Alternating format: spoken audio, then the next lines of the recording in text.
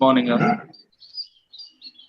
Welcome to the today's session, day 3 National Seminar on recent trends in materials chemistry, organized by Department of Chemistry, Rajiv Gandhi University of Knowledge Technologies, RK Valley. I hope all the participants had a great experience with the yesterday's session. One, there are two wonderful lectures given by the most efficient speakers, Dr. A.V.R. Reddy sir and Dr. S. Raghupat Rao sir. In the first session of the yesterday's track, Dr. A.V.R. Reddy sir given a lecture on chemical safety. Really, it means a lot for all of us to be prepared and to be cautious at our workplace, especially in chemistry laboratory. And sir also told us about internal honesty and integrity. I hope it will help in avoiding the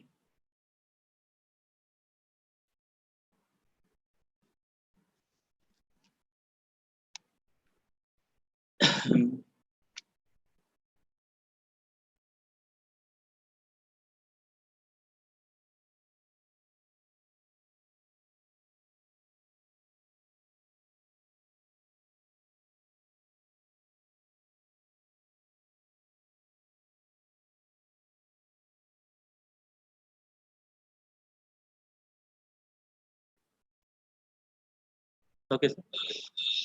Okay. In avoiding the plagiarism in research publications and also research work. After this, an excellent lecture was given by the Dr. S. Raghupat Rao sir on lithium-ion batteries and its success story.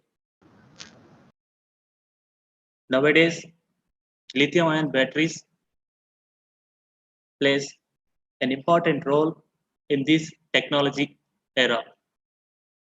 That means lithium-ion batteries are well compatible with its high energy densities. Hence, these are used in our daily gadgets like mobile phones and also etc. Most of the technological gadgets. Now, today's session, there are two important and most wonderful lectures will be given by the most efficient speakers that are Dr. B. Balanagulu sir and Dr. P. Justin sir. Dr. P. Justin sir. Now we will begin our first session with a lecture by Dr. B. Balanagulu sir on metallic and semiconducting nanomaterials for advanced technological applications. I hope with this lecture we will learn about advanced applications of nanomaterials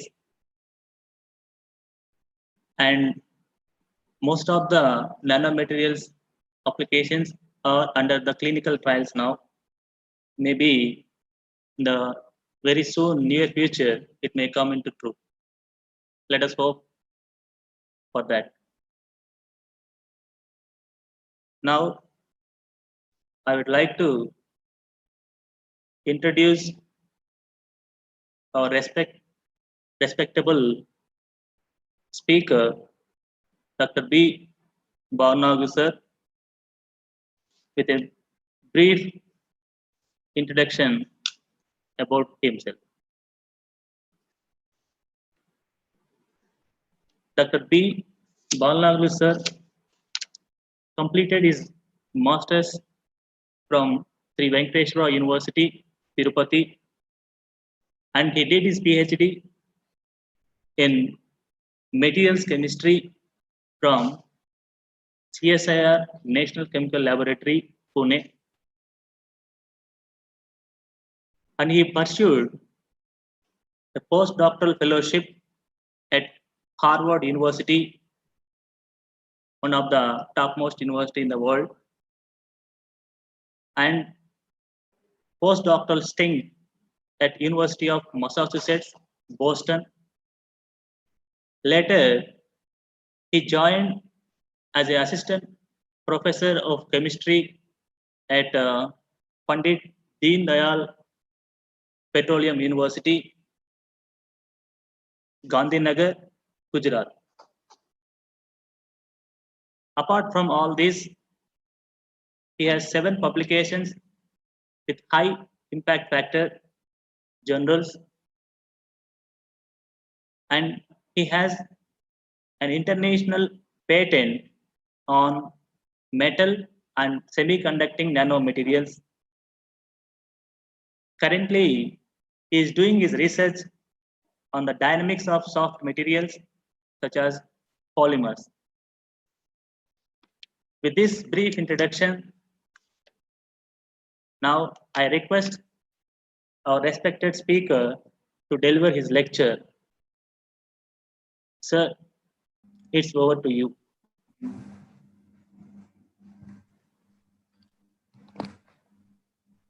Yeah, am I audible? Yes, sir. Okay. Thank you, Venkat sir, for your great introduction. Thanks, sir. Thanks. It's a great opportunity to me. We had a connection with in MSc while we were at the Sri Yes, sir. Venkateswara. Yes, sir. So Yes. it was, they were good times. So Yes, sir. without any late, I will try to start my lecture. Yes, Thank sir. you very Sure. much, sir. So I will be sharing my screen and just tell me whether it is visible or not. Yeah, yes, sir. We are getting it, sir. It is visible. Yeah. Thank you.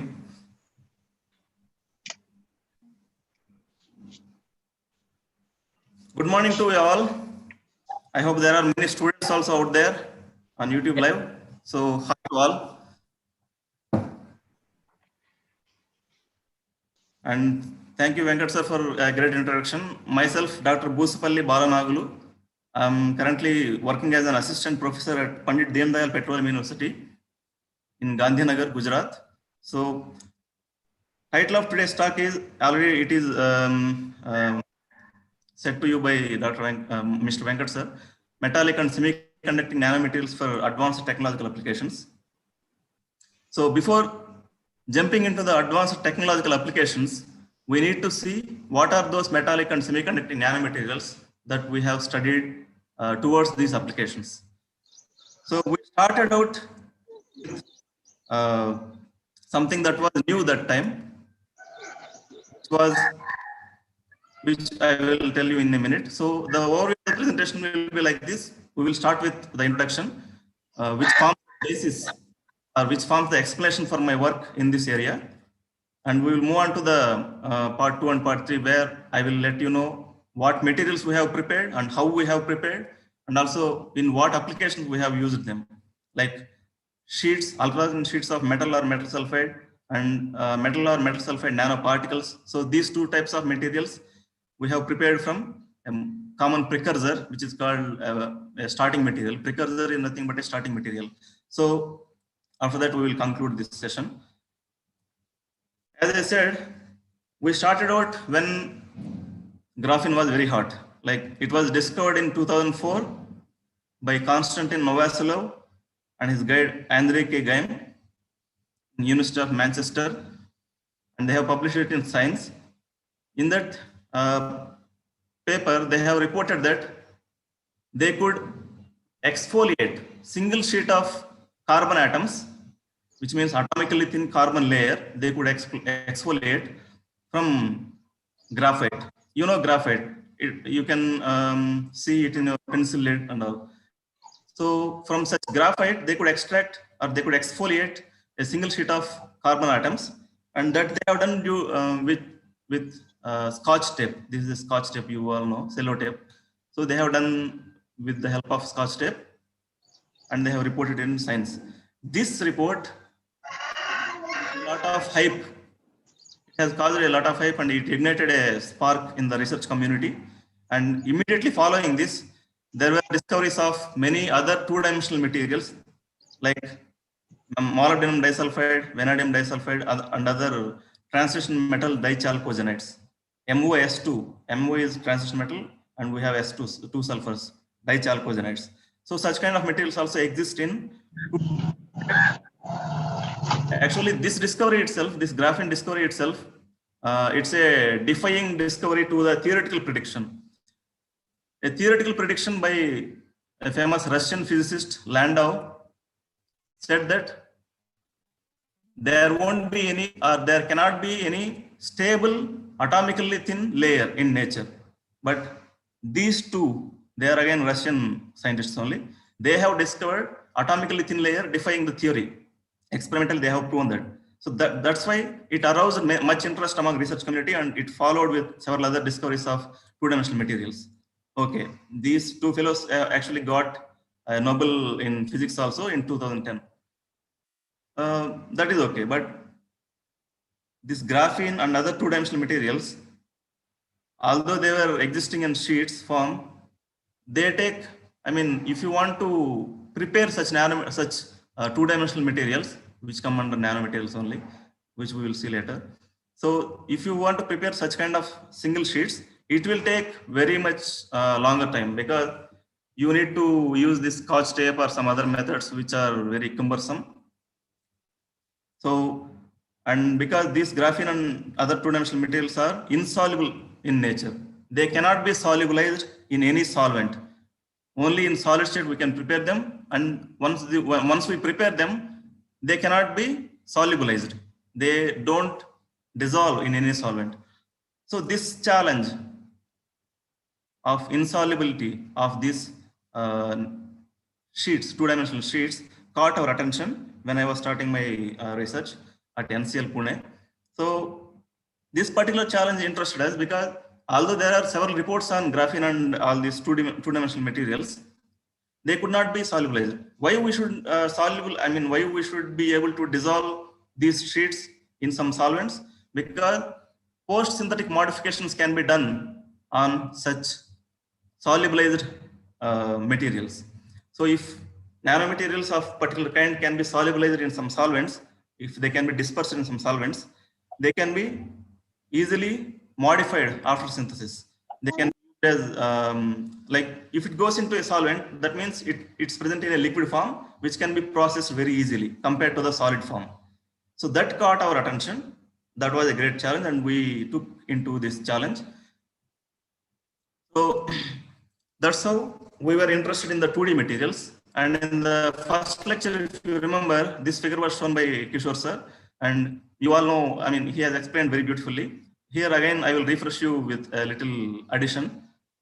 In two-dimensional materials, which are sheet-like, or they can be films and pores, the charge carriers are free to move in only two directions. Like this is x-axis and this is y-axis. This z-axis, this one, the charge carriers cannot move freely. Charge carriers, which are electrons in this case, can move freely only in two directions, x and y. And in polycrystals, which are 3D, three-dimensional, charge carriers can move in X, Y, and Z, all the three directions. That's why these are three-dimensional. Charge carriers can move only in two directions. That's why these are two-dimensional. In wires, rods, or fibers, such other materials, charge carriers can move only in one direction. Their movement is confined in two other directions. That's why these are one-dimensional. Similarly, clusters or nanoparticles are those materials in which charge carriers can move in no direction. That means they are confined in all the directions. That's why we get mice scattering when we study optical properties of these clusters or nanoparticles. So, triggered by the discovery of graphene and other two-dimensional materials and their insolubility, we wanted to dig deep into the two-dimensional materials in this area. And we wanted a kind of two-dimensional material which can also act as precursor, starting material for other lower dimensional material synthesis. So that was our idea. We wanted two-dimensional materials which are soluble in nature, and also they can act as precursors or starting materials for preparation of lower dimensional materials like 1D or 0D. Mostly we were interested in preparing these nanocrystals and nanoparticles from two-dimensional materials. So, because nanoparticle preparation, again, it's a very cumbersome process because it involves several reagents like metal precursor here. Metal precursor is any metal salt in which metal is in its ionic state, and we need a reducing agent so that this metal in its ionic state will get reduced to metallic state. But that metallic state is not stable in nature. So we need to have a capping agent or a surfactant. Someone is requesting remote control of my screen. Should I allow it or not? No, sir. No, sir. No. Okay. Okay. Thank you. So this metal precursor, in which metal ion is present, can be reduced by a reducing agent to metallic state, but that metallic state is not stable. So we need to add some capping agent, which are a bunch of surfactants. So these black things are surfactants, carbon chains, long carbon chains, and this yellow thing is the metallic particle.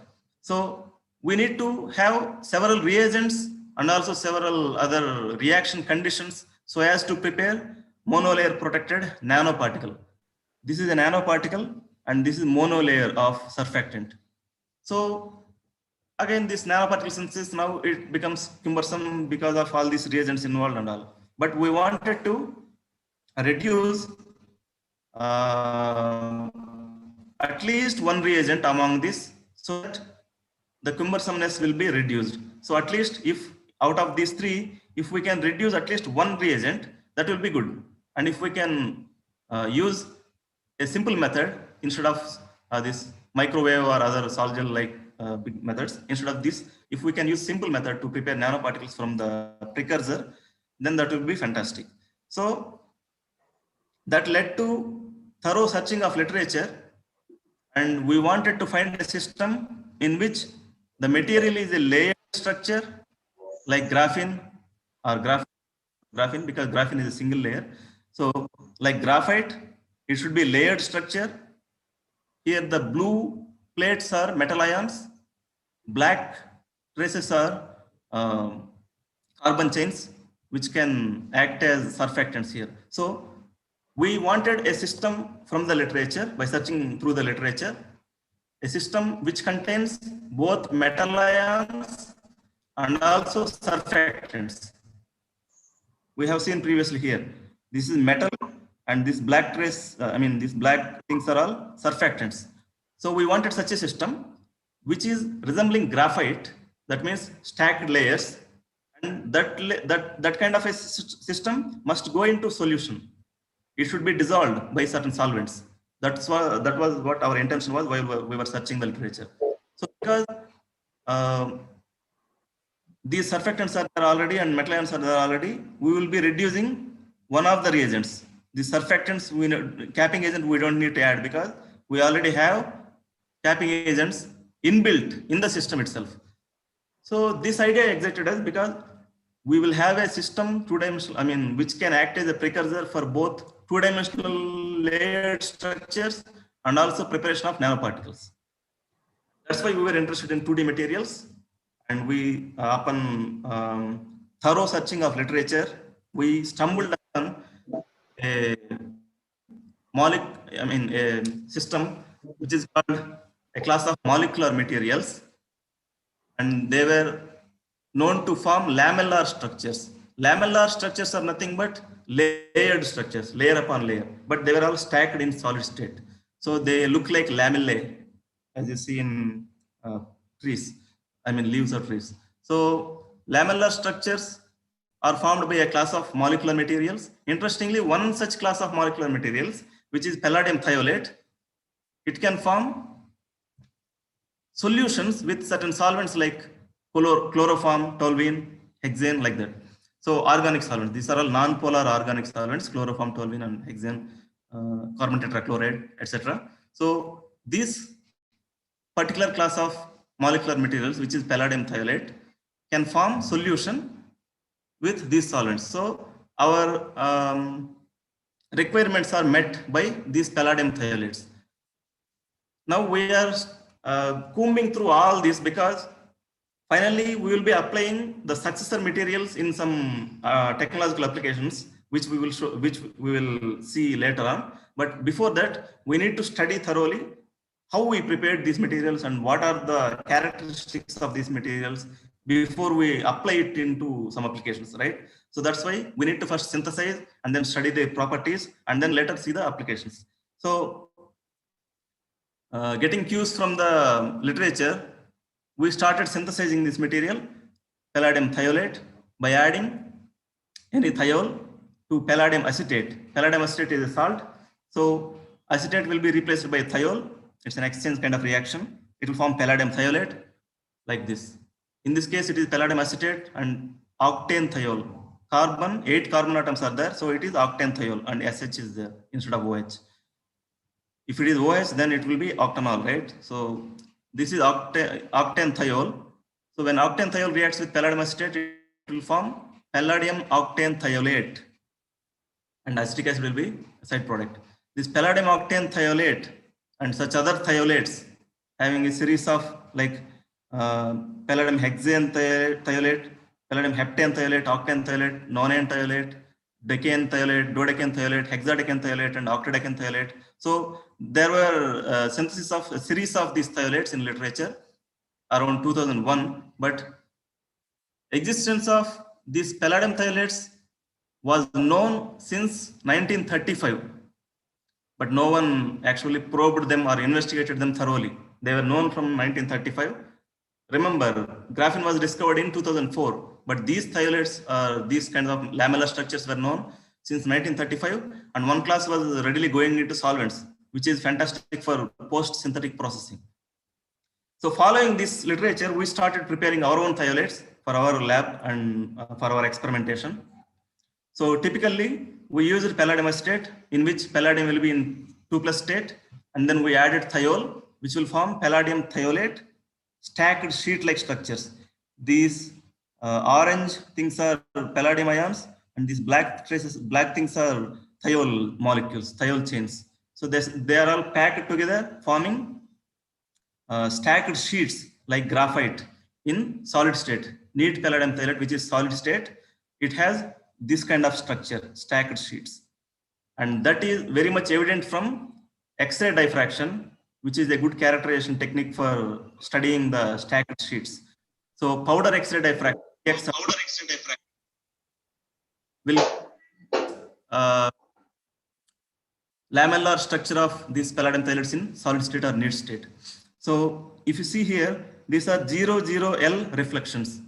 I think you have studied these HKL reflections, HKL indices in X-ray diffraction. So 00L means H is 0, K is 0, but L is having a value 1. Similarly here, L is having a value 2, L is having a value 3, which is nothing but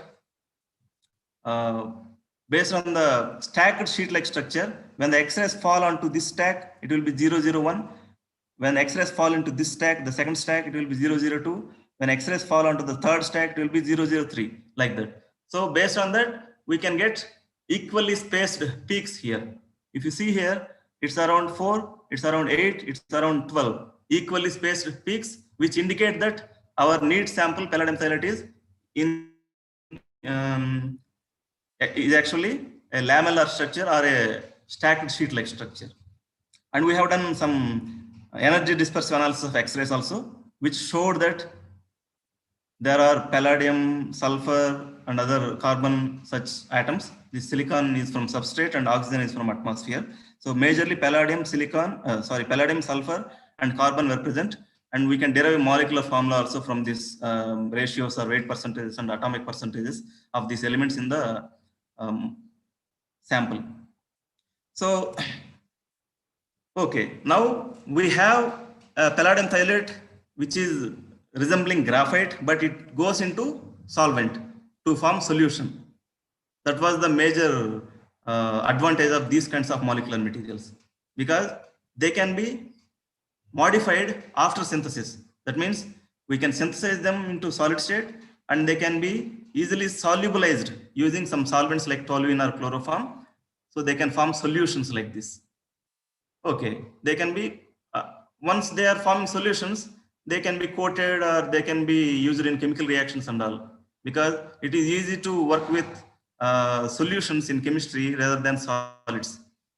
So that was a really good property of these molecular materials, but we were intrigued by what is happening to this solid, which is having this kind of stacked sheet-like structure. What is happening to this solid material, or which is having graphite-like stacked sheet-like structure when it goes into solution? Whether these stacks will be intact or whether they will be floating, or whether what is happening actually. So we had a big question on this step. Material goes into solution in this case because this is stacked sheets. What is happening to these sheets? We asked ourselves and we tried to hypothesis two ways of probabilities, two probabilities. There were two hypotheses. One is B, another one is C. A is the actual material in solid state, stacked sheets, graphite-like stacked sheets, palladium thiolates in solid state. When it goes into toluene, it will form solution. So in the solution, what is happening to these sheets? Whether they are going into floating single sheets like graphene, or whether they are going into completely disintegrated molecular entities. So this was a big question for us, because even before applying to even before studying their properties and applying them in some advanced applications, this question was intriguing, because it was very much obvious that because these are going into solution, we wanted to investigate their structure in the solution state, because there were no such reports on graphene or other two-dimensional materials, as they were not going into any solution. So to investigate what is happening, we need to employ several techniques. This is obviously X-ray based technique. Scattering can be employed. We actually employed wide angle X-ray diffraction, in which we will put sample and subject it to X-rays. We will subject it into X-rays, and then we will study the scattering or diffraction. Scattering is when the rays, X-rays, will propagate in different wavefronts. Diffraction is in which all the waves coming after the sample, they will propagate in the same direction. That is the difference between scattering and diffraction. So anyway, the principle is almost same. So when X-rays fall onto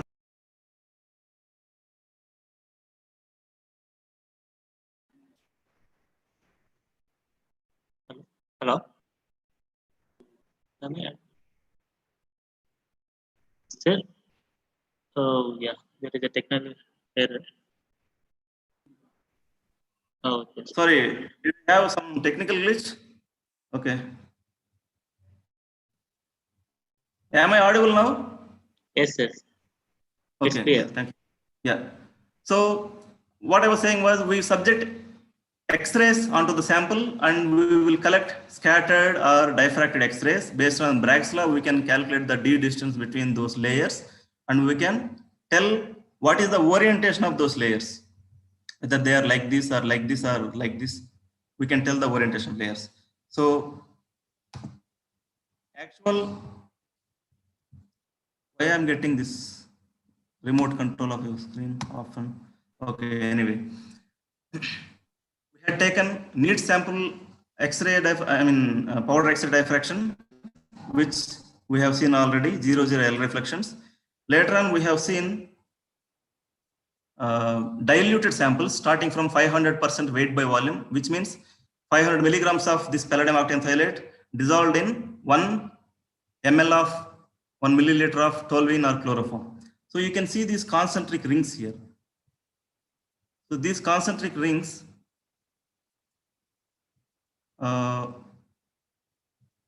these concentric rings give an idea about what is happening to the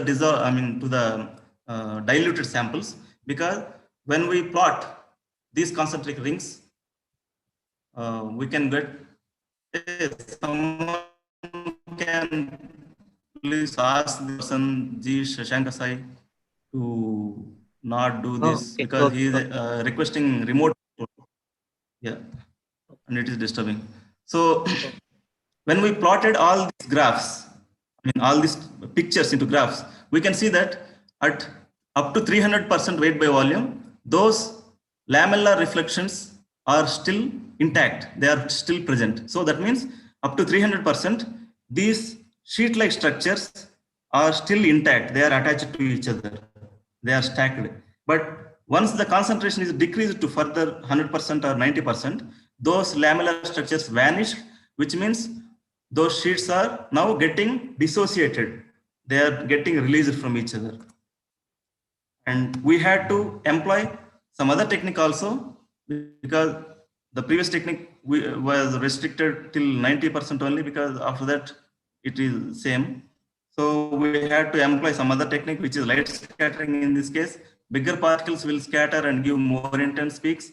Smaller particles will scatter less and give less intense peaks. So based on that principle, we studied light scattering of these palladium thiolates. So starting from 100% weight by volume concentration, we decreased the concentration up to 1.67 weight percent. And we have seen that after 30% weight by volume concentration, which means 30 milligrams in 1 milliliter of toluene or chloroform, we have seen that these kinds of large sets were not seen below 30%. That means below 30%, there is no properly oriented stack. And these data sets were all fitted with double exponential decay functions for their autocorrelation function. So we can fit those data like this, which we have properly fitted here in this trace. And that gave us concentration versus time. So which shows that below 30%, there is no tau 2. Tau 2 is this one, this decay. This decay was not observed below 30%. That means those stacks are getting dissociated now. And we have confirmed that with the help of FTIR spectroscopy results also, as we wanted to confirm it from different sources, because whenever you do research, you need to employ different techniques to confirm some result. So in this case, we have subjected all the palladium thiolate, octanthiolate samples starting from neat to 500 to 300, 200, 100 like that, till 1.67% weight by volume, which is the lowest. And we have seen a transition from high concentration or high ratio of asymmetric CH stretching to symmetric CH stretching. If you have read IR spectroscopy very well, you will understand this, because we have octanthiol, right, in those sheets, and those octanthiol molecules can give vibrational modes of CH stretching, CH bending and all. So when we have CH stretching, if it is symmetric CH stretching, it will be like this, symmetric. If it is asymmetric, then it will be like this, asymmetric. So symmetric CH stretching we can study, and asymmetric CH stretching we can study. I will come to, I will let you know why we need to study this. Because in a typical stacked sheet, we have these thiol molecules whose CH2 groups are compactly arranged. But as we add solvent to that neat sample, they will start agitating or flipping, or they will start this wavy kind of structure, because we added solvent. Now they will interact with the solvent, and this neat stacks will undergo a structural change like this in wavy form. Even if you further add more solvent, they will undergo much further agitation, and they will dissociate to smaller stacks, which are highly wavy kind of. And then if you further add much more solvent, they might exist as single sheets which are flopping very fastly, which are flipping and flopping. Flip-flop modes are seen in single sheets in toluene in solvent. So when we have completely stacked sheets, these CH2 vibrations, which are CH stretching vibrations. See, this gray is carbon, white ball is hydrogen. Similarly, this is also hydrogen. There is another hydrogen hidden here. So this moiety is CH3. Here we have CH2, CH2, CH2, CH2, CH2, CH2, CH2, SH, which is octane thiol. The overall size of this molecule is almost around 1.25 nanometer, because we know that CC single bond is 1.53 angstroms. So if you multiply it with 8, 1, 2, 3, 4, 5, 6, 7, 8, almost it comes around to 1.2 or 1.25 nanometers. So these CH2 or CH3, in which CH stretching can occur, in the stacked sheets, these molecules are tightly bound with other such molecules. But in the single sheets, these are very free. They are very freely oriented in the solvent. You should imagine this to understand this. In stacks, all the molecules are tightly compact. One molecule will be compact with the other, because I will show you, this one. So here it is the neat sample or solid sample without any solvent. Here we can see these black traces are octane thiols, which are compactly bound with each other. But in the case of single sheets here, those octane thiol molecules will be freely oriented in the solvent. Based on that assumption, we can estimate the ratio of intensity of asymmetric CH stretching, which is 2852 centimeter inverse is the asymmetric CH stretching, and 2922 centimeter inverse is the symmetric CH stretching. So when those molecules are tightly bound to each other, asymmetric stretching will be more prominent, because in this kind of a structure, we have seen that they are not all trans. There are some gauche, which are, gauche means here, which are bent. So there are some bent octane thiol molecules, which will give rise to more prominent asymmetric stretching in the CH stretching regime. So, and CH symmetric stretching is this one, 2922. So as we decrease the concentration of the sample by dissolving it in more and more and more solvent, see, this is the concentration. It is decreasing here from 500% weight by volume to 0% almost. We cannot say 0%, it is 1.67%, the lowest concentration was. So when we decrease it to the lowest concentration, we expect single sheets here, because based on the data that we got in the IR.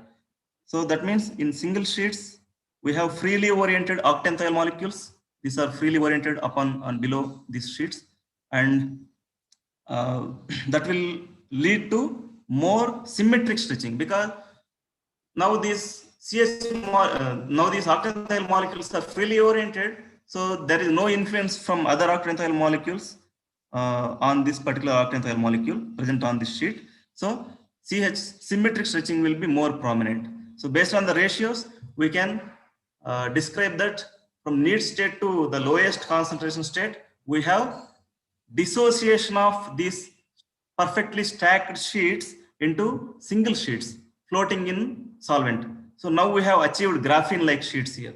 Remember, I have in the first slide itself, I have told you that graphene was the trigger point to study, but graphene was not soluble, or I mean, graphite is not soluble in any solvent. So we stumbled upon some molecular material class, which is palladium thiolate, which can get readily solubilized in some solvent like nonpolar organic solvent like chloroform or toluene. So based on that fact, we studied their structure at the lowest concentration, and it resembled graphene-like single sheet orientation. So we have employed a series of techniques like powder XRD, wide angle slit diffraction, light scattering, and FTIR to confirm that yes, indeed, graphite-like palladium thiolate stacked sheets in solid state will go into graphene-like single sheets at the lowest concentration. And visually, to confirm it visually, we have employed transmission electron microscope, TEM, and TEM imaging gave us visual confirmation of single sheets. You can see here, this is a single sheet of palladium octane thiolate. And this is also a single sheet. But in certain cases, there are some agglomerations that is due to the evaporation of solvent while we dry the sample for TEM imaging. But you can see in most other cases, there are single sheets. And now that we have established the fact that these palladium thiolates can go into solution and form single sheets like graphene, we extended it to other metal thiolates also, like nickel, mercury, and lead. If you see mercury here, it is actually perfectly single sheet, which is spanning over micrometers diameter, micrometer range. So this kind of single sheet existing in solution can be very much utilized for post-processing modification. Now that we have this formation of single sheets in solution, we wanted to explore further. Now we have established that they can form, yes, they can form single sheets like graphene in solution. Now we have this opportunity of using all these single sheet materials in solution for further reactions or processing. So we coated such lowest concentration sample onto a suitable substrate, like a quartz substrate in this case. This orange material is the palladium thiolate from lowest concentration concentrated solution, and the blue thing is quartz. We have spin coated it actually, so that it will get uniformly distributed all over the quartz substrate. Now, based on the thermogravimetric analysis of palladium octane thiolate, which means weight loss based on increasing temperature, that is thermogravimetric analysis. So we take palladium thiolate and subject it to heat in certain holder. So what happens when we increase heat?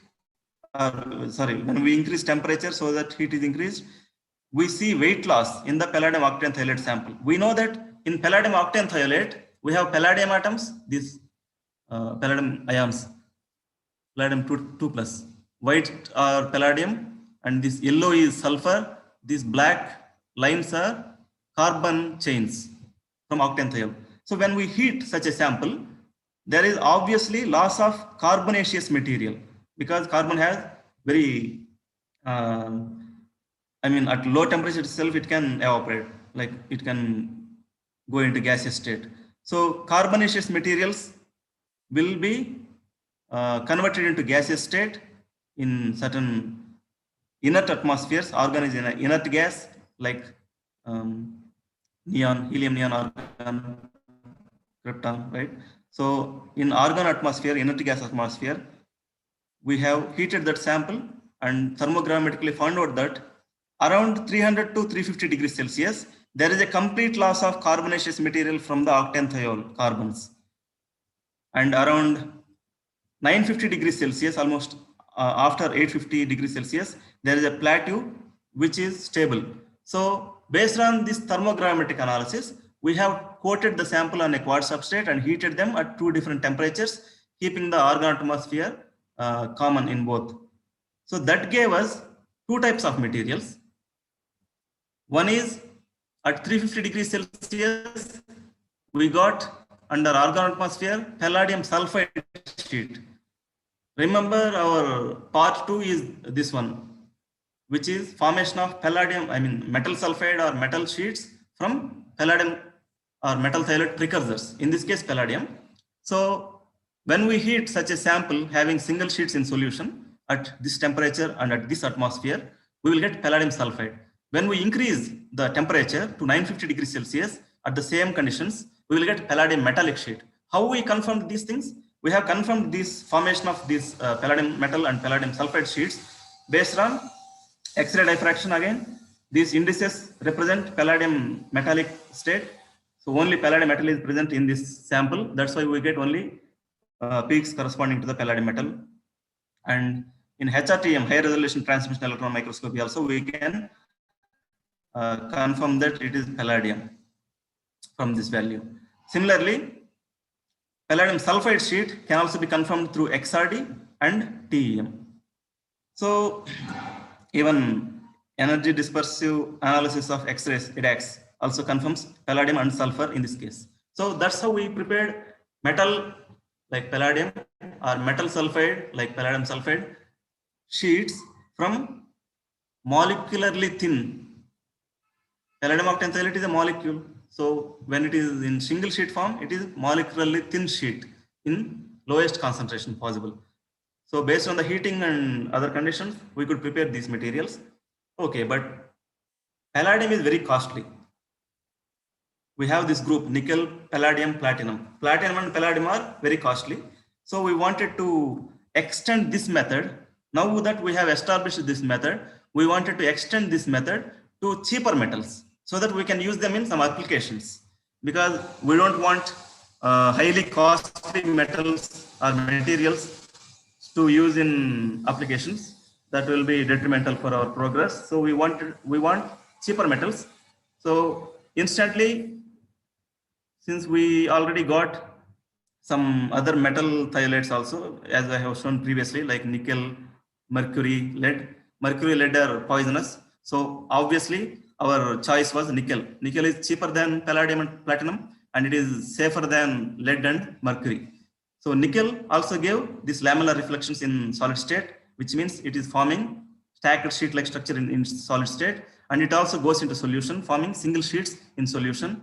And thermogravimetric analysis of nickel, where upon varying temperature, weight loss will be seen in percentage. So TGA, thermogravimetric analysis of nickel octanthiolate, showed us that around 250 to 300 degrees Celsius, we have complete loss of carbonaceous material again from the octanthiol. And after around 700, there is a plateau, which means it is stable. There is no more weight loss around 750 degrees Celsius. Based on our experience from this 350 degrees Celsius in the case of palladium, we didn't want to heat the nickel thiolate sample around 350, because that will obviously, we thought that will obviously give us palladium, nickel sulfide. Our main intention was to prepare very thin sheets of metal, nano level layers of metal, so that they will be much more efficient than metal sulfide or metal some other salt like structure. So based on this TG of nickel, we heated the samples under 750 degrees Celsius, around 750 degrees Celsius. But this time we wanted to keep the argon atmosphere itself, but in one sample we have introduced hydrogen also, because in the first sample where we have heated the nickel octanthiolate around 750 degrees Celsius at argon atmosphere, we could get nickel sulfide again, unfortunately, because we thought at higher temperature it may give nickel, only nickel sheets, but unfortunately we got nickel sulfide, which was not magnetically active. And so we varied the condition by introducing hydrogen in this case. And we got nickel, which is heterostructured with nickel sulfide, like this. So this is the structure. So this is a sheet of, this blue is nickel sulfide, black is nickel metal. So nickel metal is heterostructured laterally with nickel sulfide. So such kind of a structure was highly magnetic in nature, because if you see here, even though the magnet is kept a little farther away from the sample, this black thing is the sample, which is nickel sulfide heterostructure. It got readily attracted by the magnet, so it is highly magnetic. We will see in the magnetic properties when we study, when we look at the magnetic characterization. But nickel sulfide, even though the magnet is kept very close to the sample, nothing was happening actually. So we analyzed these samples for their magnetic properties, but before that we have analyzed their structure in XRD, like nickel sulfide and nickel heterostructures were indexed through XRD, and we have established their structure through microscopy also. These are SCM, scanning electron microscope traces of solid sample, where you can see sheets, stacked sheets like this, one sheet upon another.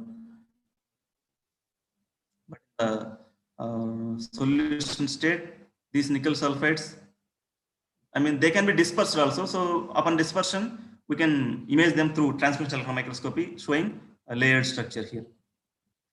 So the magnetic characterization of nickel sulfide and nickel sulfide sheets were very prominent here. We can see that there is hysteresis even at higher magnetization values also for heterostructure, which establishes that it is actually highly magnetic, this one, as we have seen from the picture. So then we moved on to semiconducting properties of these sheets, because we had in mind to employ them in some applications. So we tested them for their semiconducting properties, and luckily they were even semiconducting also. Their band gap values were 2.81 for this nickel sulfide and 2.18 for nickel sulfide nickel heterostructure. So they were magnetic and also semiconducting. So these kinds of materials can be used in spintronics. We didn't study spintronics that much because our intention was to use them in hydrogen evolution. As these were flat sheet-like structures, we thought there is more surface area on them, so we can split water with the help of these sheets. Basically, water splitting is nothing but electrolysis of water by passage of some electric current, which will decompose water into oxygen and hydrogen. And hydrogen gas is a green fuel. It is very clean fuel, because hydrogen gas, once it is splitted from water, it can be used in fuel cells. The reaction that occurs in fuel cells is very clean. Hydrogen will react with oxygen and it will form water again. But during this is the exothermic process. During that, energy will be released. That energy can be captured and utilized for running of vehicles or whatever. So that's why hydrogen is very clean fuel. And our interests were mostly in hydrogen generation based on these sheets, nickel sulfide, nickel heterostructure sheets. So these were the conditions, reaction conditions which we have used for hydrogen generation. Electrolyte was sulfuric acid, 1 molar sulfuric acid, and reference electrode was AgCl in KCl solution. Counter electrode was platinum wire, and working electrode was our material and glassy carbon electrode. So the rotation speed of the electrode was 1500 RPM rotations per minute. So on these kinds of reactions, we got linear sweep voltammetric curves from those electrochemical experiments for hydrogen generation from water splitting. And we have seen that for this heterostructure where nickel metal is also there, there was the overpotential was very low. Overpotential is nothing but the extra potential which gets added on to this 1.23 volts, which is actual standard potential of this half cell reaction for hydrogen evolution from water splitting. So overpotential is extra potential that is to be added to this potential so as to affect the generation of hydrogen from a water sample by water splitting. So this heterostructure containing nickel metal, it showed very low over potential, which means it is very much efficient. But obviously this nickel sulfide was showing very high over potential. So we have studied these sheet-like structures for hydrogen generation, and we have established that heterostructure containing nickel metal was very much efficient in hydrogen evolution because it is using only less over potential, or it requires only less over potential. We have done electrochemical cycling to check the stability of these samples, and upon electrochemical cycling, we interestingly found that those sheet-like structures got converted to disc-like structures. In fact, these disc-like structures were actually showing much more efficient hydrogen evolution characteristics. For example, nickel sulfide nickel heterostructure discs here, they were sheets here, they were having 320 millivolts as overpotential, but nickel sulfide nickel nano discs upon electrochemical structural transition based on electrochemical cycling, we got disc-like structures of the same material, but it has even less overpotential. So this structural transformation was an improvement to the already existing materials. It may be because of the edge factors. Because of these edges, there is more reactive sites on the edges, and so we thought, we hypothesized that these discs will be much more efficient based on the potential value that we got. So in future, hydrogen fuel is much more, it is much more sought after fuel because it is very clean. Once it combines with the oxygen in a fuel cell, oxygen from atmosphere through a fuel cell, it will be leading to no other side products but water. And this is the exothermic reaction which will give energy that can be used in running the vehicles and all. So this vehicle contains a fuel cell in it, and this pipe from this tank is hydrogen. I mean, it contains hydrogen which can be fed into the fuel cell here. So once the fuel cell is completely fed with hydrogen, and once you stuck the accelerator, it will, I mean, the hydrogen will react with oxygen from the atmosphere and water will be the side product. So there won't be any side products like carbonaceous materials, which we will see in fossil fuel burning. Like if you burn petrol, there will be emission of carbon dioxide, which is very much effective in inducing global warming and all. So hydrogen generation from nickel sulfide nanosheets can be used in such kind of fuel cells, which can be used as energy suppliers. So I'm not going to read all this.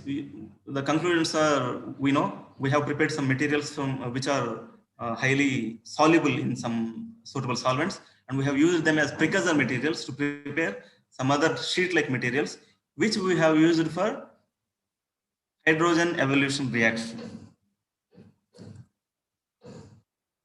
And as I promised, in the part 3, we have prepared metal and metal sulfide nanoparticles, metal thiolate precursors.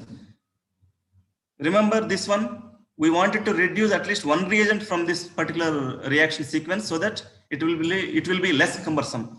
So for that, we already have this material metal thiolate, which has both metal and capping agent, which is surfactant, which is octanthiol or thiol in this case, metal thiolate. So both metal ions and thiol molecules are there, which are capping and metal ion capping agents. So we have two reagents, these two, one and this. These two reagents embedded in the same material, and when we react this material with a suitable reducing agent like sodium borohydride in this case, we can get metal nanoparticles. And if we react this material with sodium sulfide, which is again a reducing agent, we can get metal sulfide nanoparticles. So we employed very simple reaction procedure, which is by usage of mortar and pestle. You will see this in many chemistry labs. So using mortar and pestle, we just crushed these two materials. We ground these materials to form nanoparticles like this. We take the metal thiolates. In this case, this is silver thiolate, which is insoluble. We have utilized some other soluble thiolates also, like palladium and nickel and all. So these thiolates, after adding sodium borohydride and grinding for some time, a color change was observed, which meant there is formation of nanoparticulate matter, dispersible in suitable solvents, some toluene dispersion and all. So we have characterized these materials. The second trace, this one is for silver-based nanoparticles with octanthiol, decanthiol, dodecane, and hexadecanthiols. All these are all nanoparticle X-ray diffractograms, and these are, we know, lamellar reflections from silver thiolates. So UV visible spectroscopy also confirms that formation of silver nanoparticles is indeed happening from crushing of these thiolates with help of sodium borohydride. Upon grinding, they are forming nanoparticles. And visually also, we confirmed that yes, there is indeed formation of these clusters. They are very small here, so they can be termed as clusters, or you can say nanoparticles also. From these sheet-like structures, with just addition of reducing agent, they got converted to clusters. Similarly, we have extended this to many other thiolate materials. For example, in this case, gold, which gave characteristics peaks for gold nanoparticles, and also ultraviolet visible spectroscopy, electron spectroscopy also gave characteristic peaks for gold nanoparticles around 520 nanometers.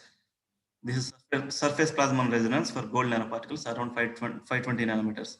So we have visually confirmed formation of nanoparticles from these sheets. So similarly, we have extended this to palladium thiolates, silver thiolates with sodium sulfide grinding. It gives silver sulfide nanoparticles like this, monodispersed. So we have extended all this to other metal-based systems, and we have actually finally we have seen heterostructure formation by mixing those nanoparticles with the nanosheets, with their corresponding nanosheets.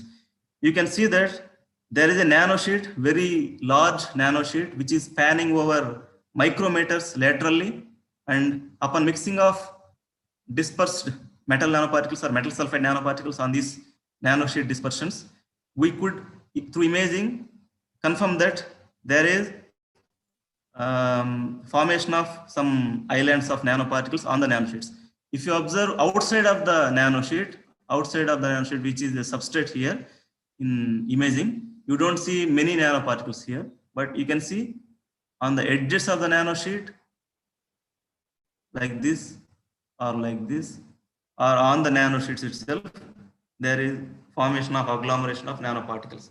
So these kinds of heterostructures were also very much useful in some catalytic reactions and all.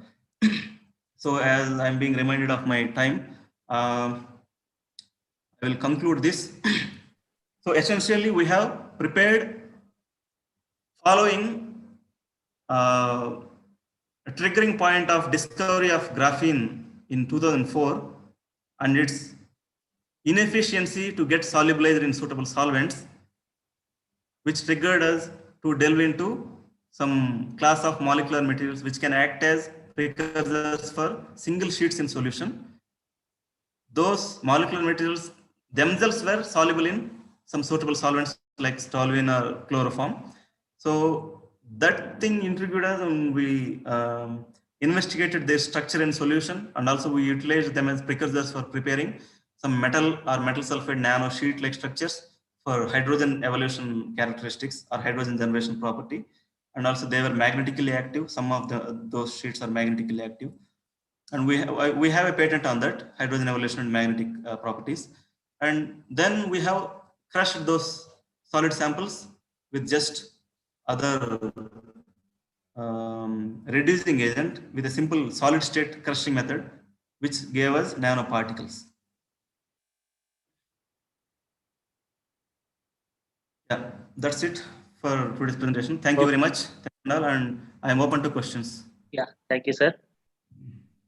Thank you very much for your wonderful lecture and most informative lecture. Yeah, thank you, sir. Now I request the participants to raise their queries.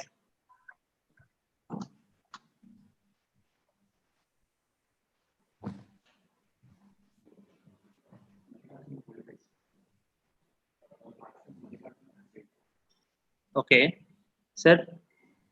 One of the participants, Mallikarjuna, raised his hand. Now, I think he'll speak to you. Yes, sir. Okay. Mallikarjuna garu, please try to unmute yourself, and so that you can speak to the speaker.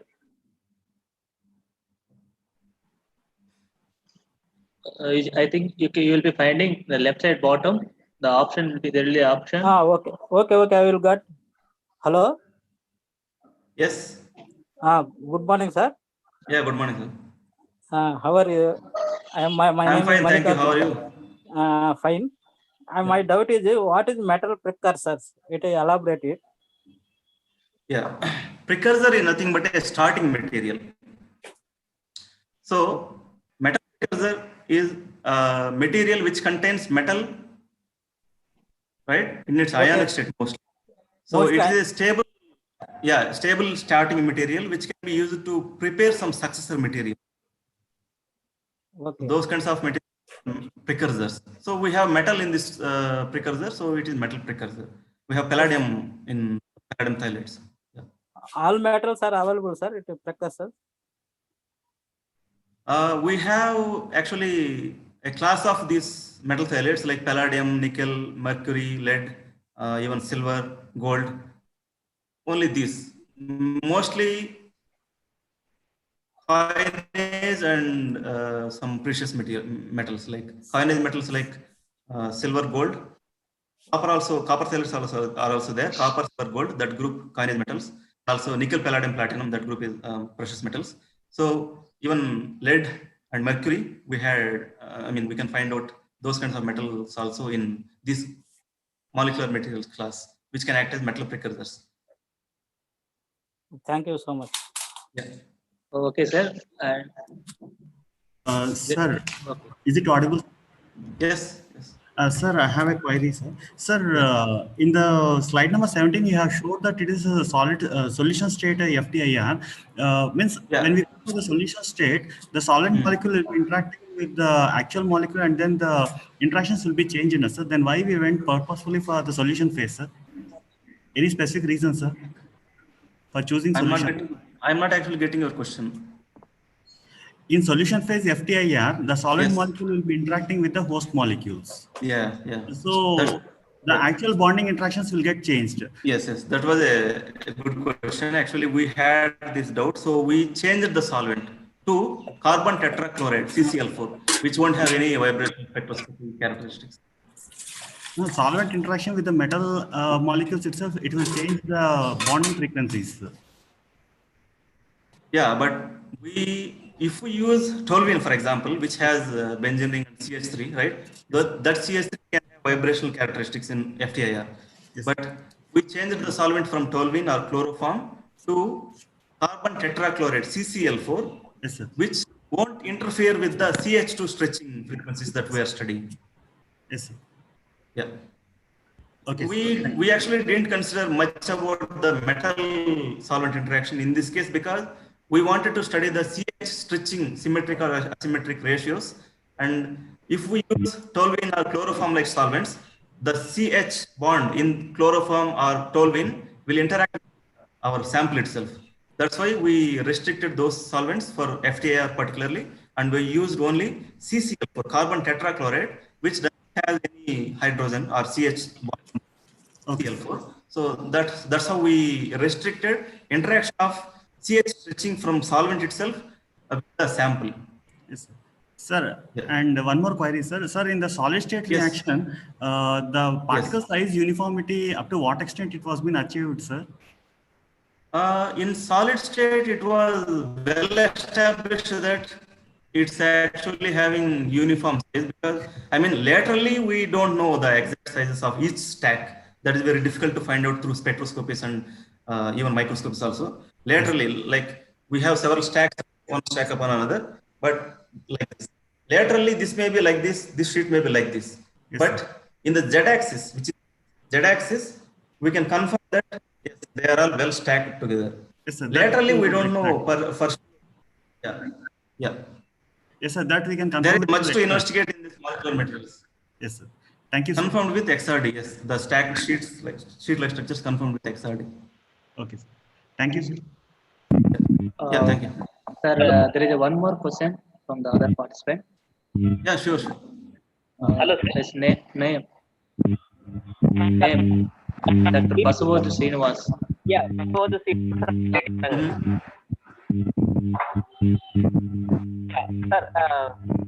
Yeah, please go on. Ask me. Yeah, sir, a small doubt, sir, actually. Actually, I'm an organic Yes, chemist. yes. Doubt, sir. Actually, you have Okay, used sir. this octane thiol, no, sir? So, can you use the lower Octane thiol, yes. lower alkane thiols? Yeah. If you use, Yes. what happens? Whether the properties will increase or decrease? Just I want to know. Yeah.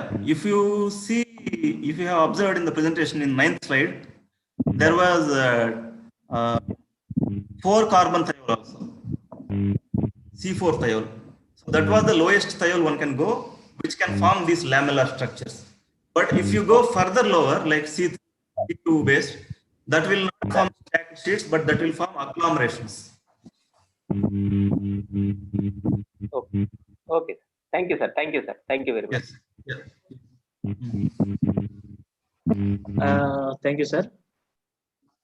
There is Yeah, one more yes, sir. question from Sure, Dr. sure. Venkat Sweta, Okay. a participant. Mhm. What is the role of surfactant in chemical reaction?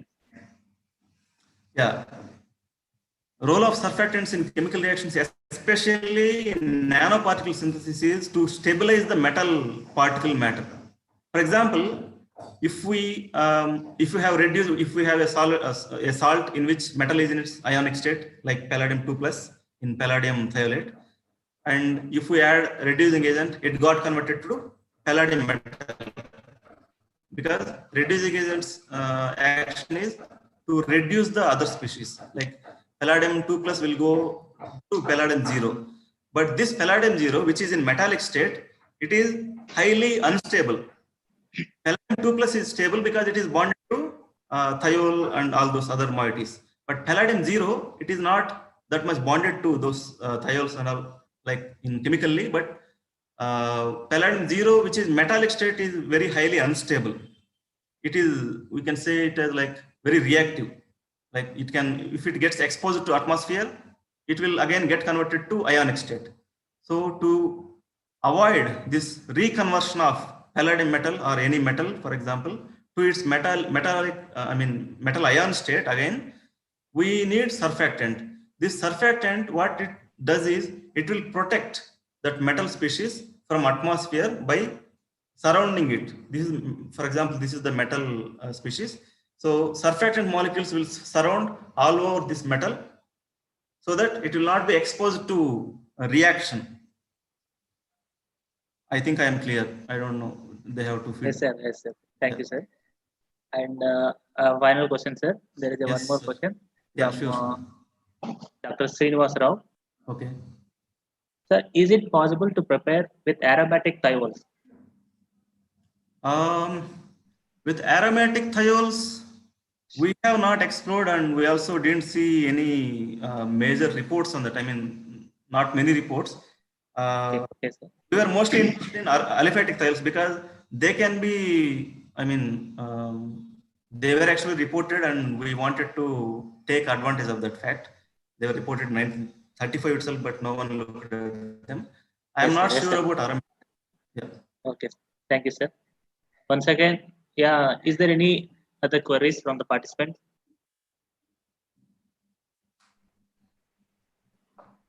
Okay, sir. Once again, thank you very much, sir, for being with us and sharing your most valuable knowledge with us. We are thankful to you, sir. Yeah, thank you very much, Venkat sir. Thank you for Thank you, sir. inviting me to Yes, sir. Yes, sir. Thank you very much, sir. webinar. Okay, Yeah, sir. thank you. Yeah, now it's time to start our next session.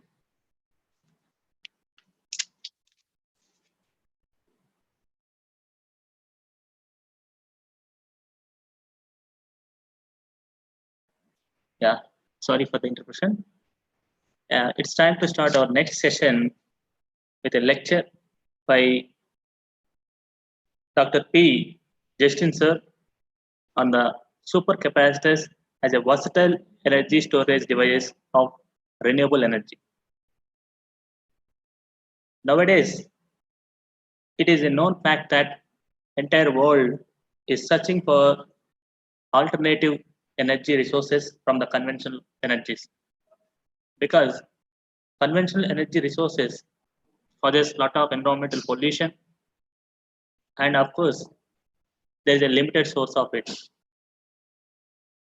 Hence, the entire world wants to go for an alternate, and the best of the alternate for that is renewable energies like solar power, wind power, tidal power, etc.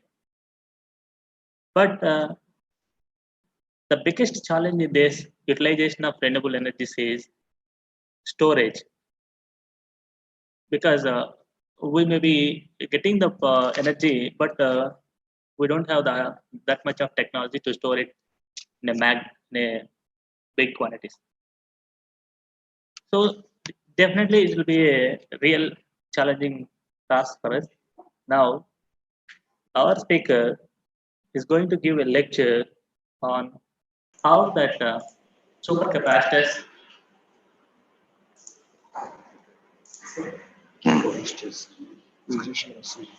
yeah, how that supercapacitors can used in the storage of renewable energies. Now I would like to introduce our respected speaker, Dr. P. Justin sir, with a brief introduction about this. Dr. P. Justin sir, just a minute. Sir,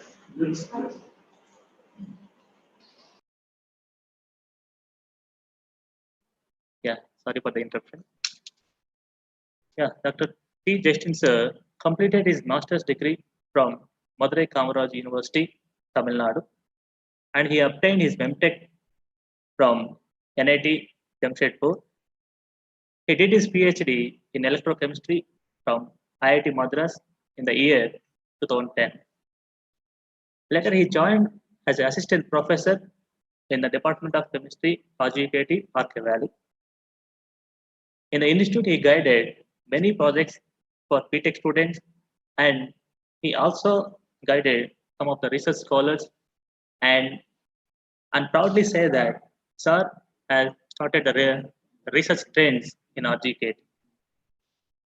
He had total 23 publications with 1845 citation since 2010. And apart from all this, he also acting as a reviewer for the most popular journals like ACS, RSC, etc. And he also worked at various administration positions in the institute.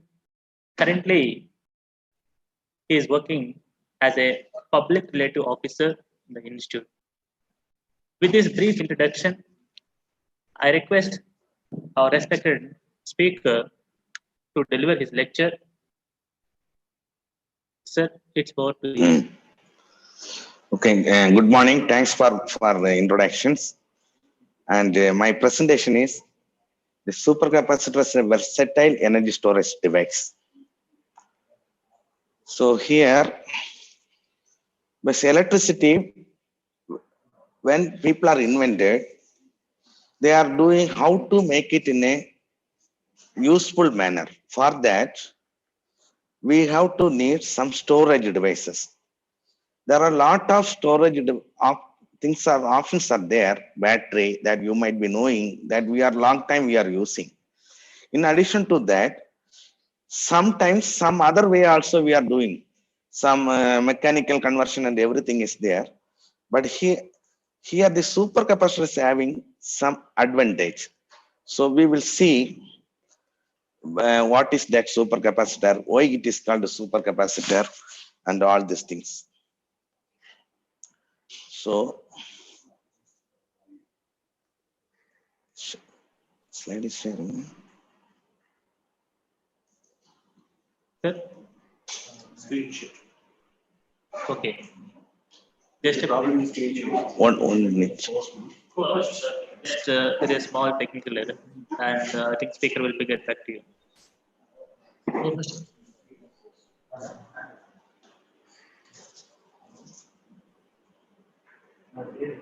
Sorry for the interruption. In a couple of minutes, we'll get back. Let's close it.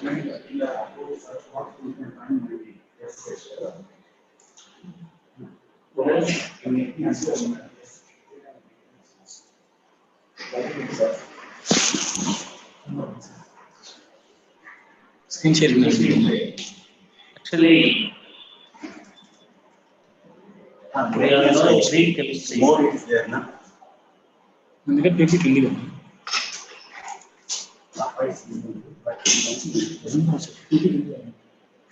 It is not sharing.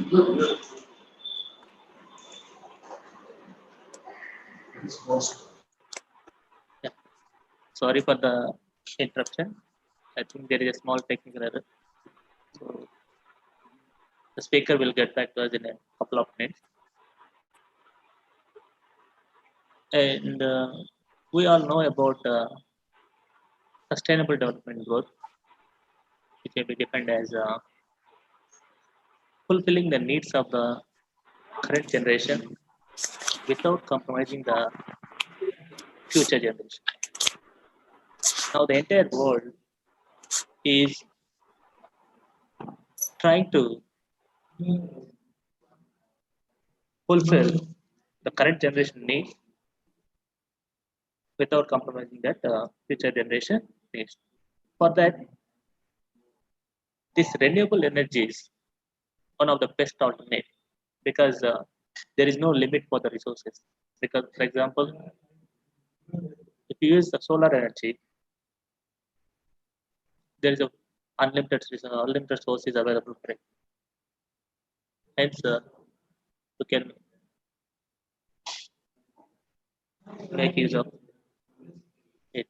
So, but well, the challenge task is how that can be. I mean, that solar power energy and all the renewable energies can be stored and reused. As I said in the beginning. Madam Anuradha madam చెప్పండి madam. Hello hello hello hello hello madam. Hello. Can you speak? Audible. Jafish, please mute yourself. Your mic is unmuted.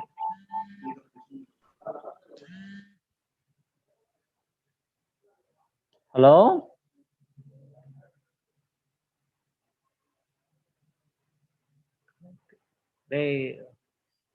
Lokesh, Lokesh కదా. Hello, ఏందో ఇది cut అవుతుంది sir phone. WhatsApp call చేస్తాంది అంటారు.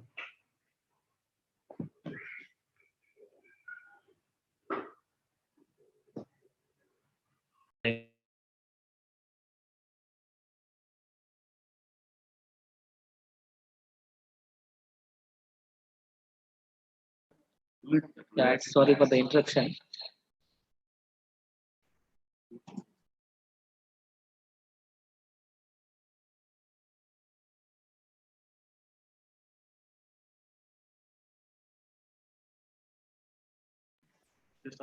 Now, our speaker is available. Sorry for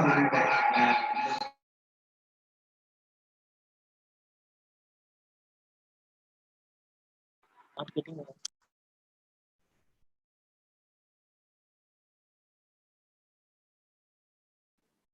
Sorry for the interruption. The speaker is almost ready.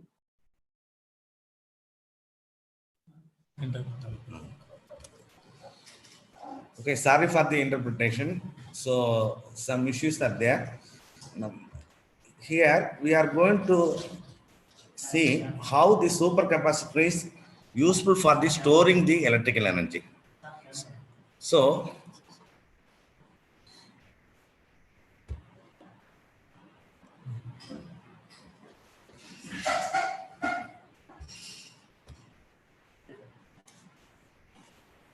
I organized my presentation is like this.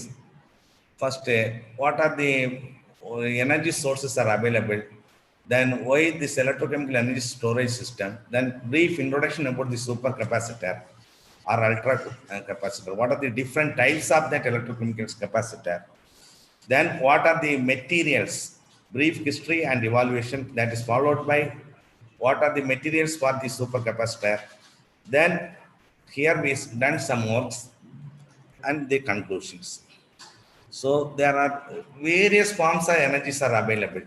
In that, this electrical energy we are getting in so many ways by solar, wind, and all these things. So nowadays, we are getting even that electrical energy with a less cost due to the solar energy. So the generation of the electrical energy is now, it is not a big task for us, even in a renewable manner. Once upon time, if you mostly this electrical energy we are used to from not the fossil fuel, that is very not, it is very, it is polluting and it creating this the greenhouse effect and all these things. But now the solar energy we are getting, it is in a very cheap rate. Even 1 unit you can get it 3 to 3.5 rupee. If you are paying, you are giving space, they are installing that solar panels, and you can make it that electricity for 3 to 3.5 rupee for another 25 years. You are free from the inflation and all these things. But main issue here,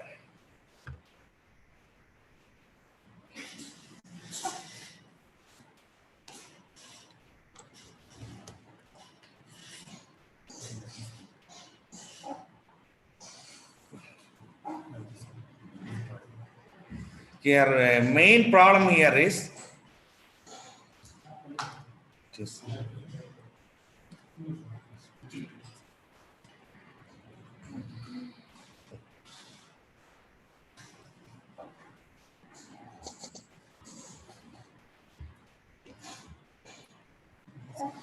okay, yes. Sorry for the interruption. Okay, okay. In this first chart, you can see that here mostly the 70% of that electricity we are getting from the fossil fuel only. But only some small portion is renewable energy, including hydro electricity, then nuclear and biofuel.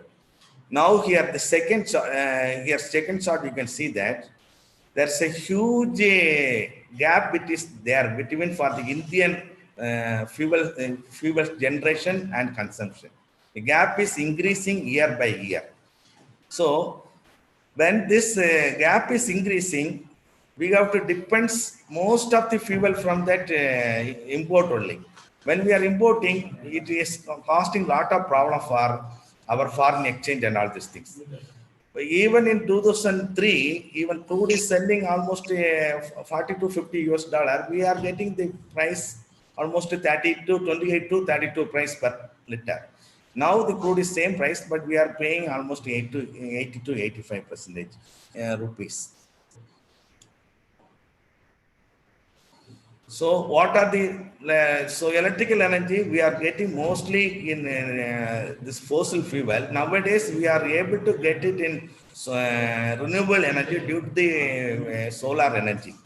Now main problem here is how to use that solar energy, because the solar is generating only in the daytime.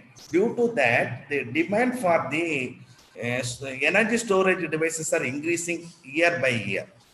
So then mostly this energy you can save in different forms. One is by mechanical, then after that by some mechanical also, these flywheels are there. Then you are pumping that energy in reservoir, then again you are regenerating. Like that you can do it.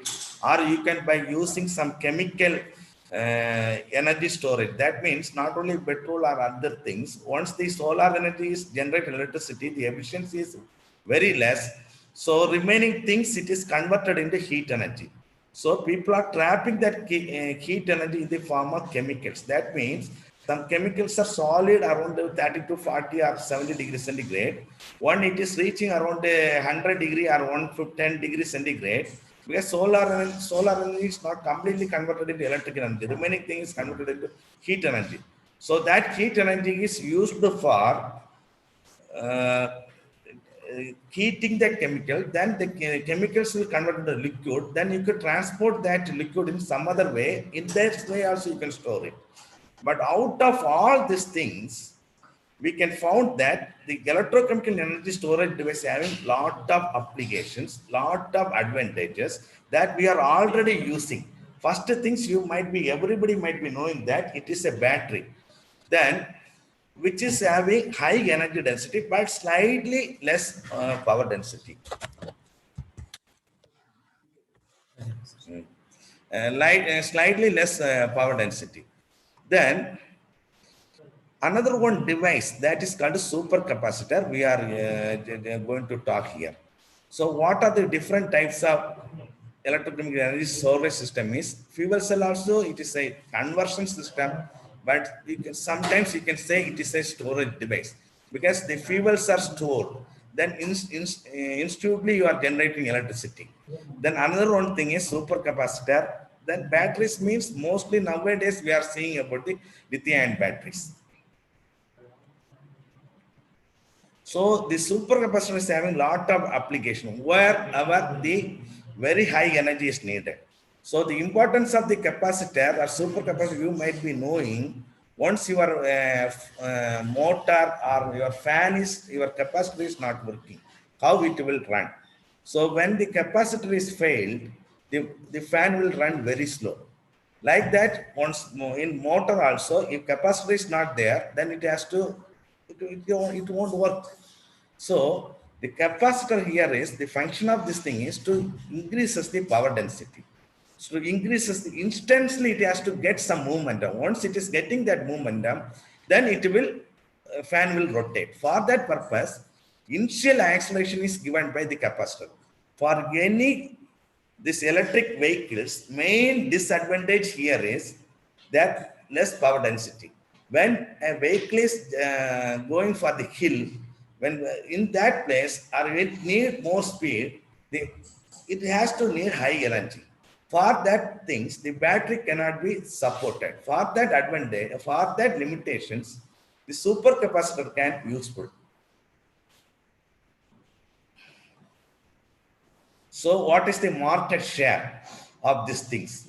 So year by year, it is increasing exponentially, you can say it. So mostly when compared to in the region wise, the second shot, we are given the region wise these things. Here, mostly it is in North America, then it is Western Europe, China, like that it is coming. So these are the available capacitor, supercapacitor in this market. Now, what is that supercapacitor? Now you might be knowing the dielectric capacitor. You might be studied in 8th, 10th classes. How it is having a parallel plate. In parallel plate, dielectric material is there. Now here, what we are talking about is supercapacitor. Why it is called supercapacitor? You can see from these equations. So this capacitance is inversely proportional to the D. D means distance between these two plates. Distance between these two plates.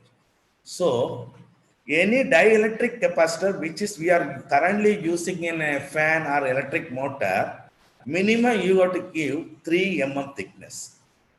So once we are keeping that thickness, then only it can work. Otherwise it will short circuit.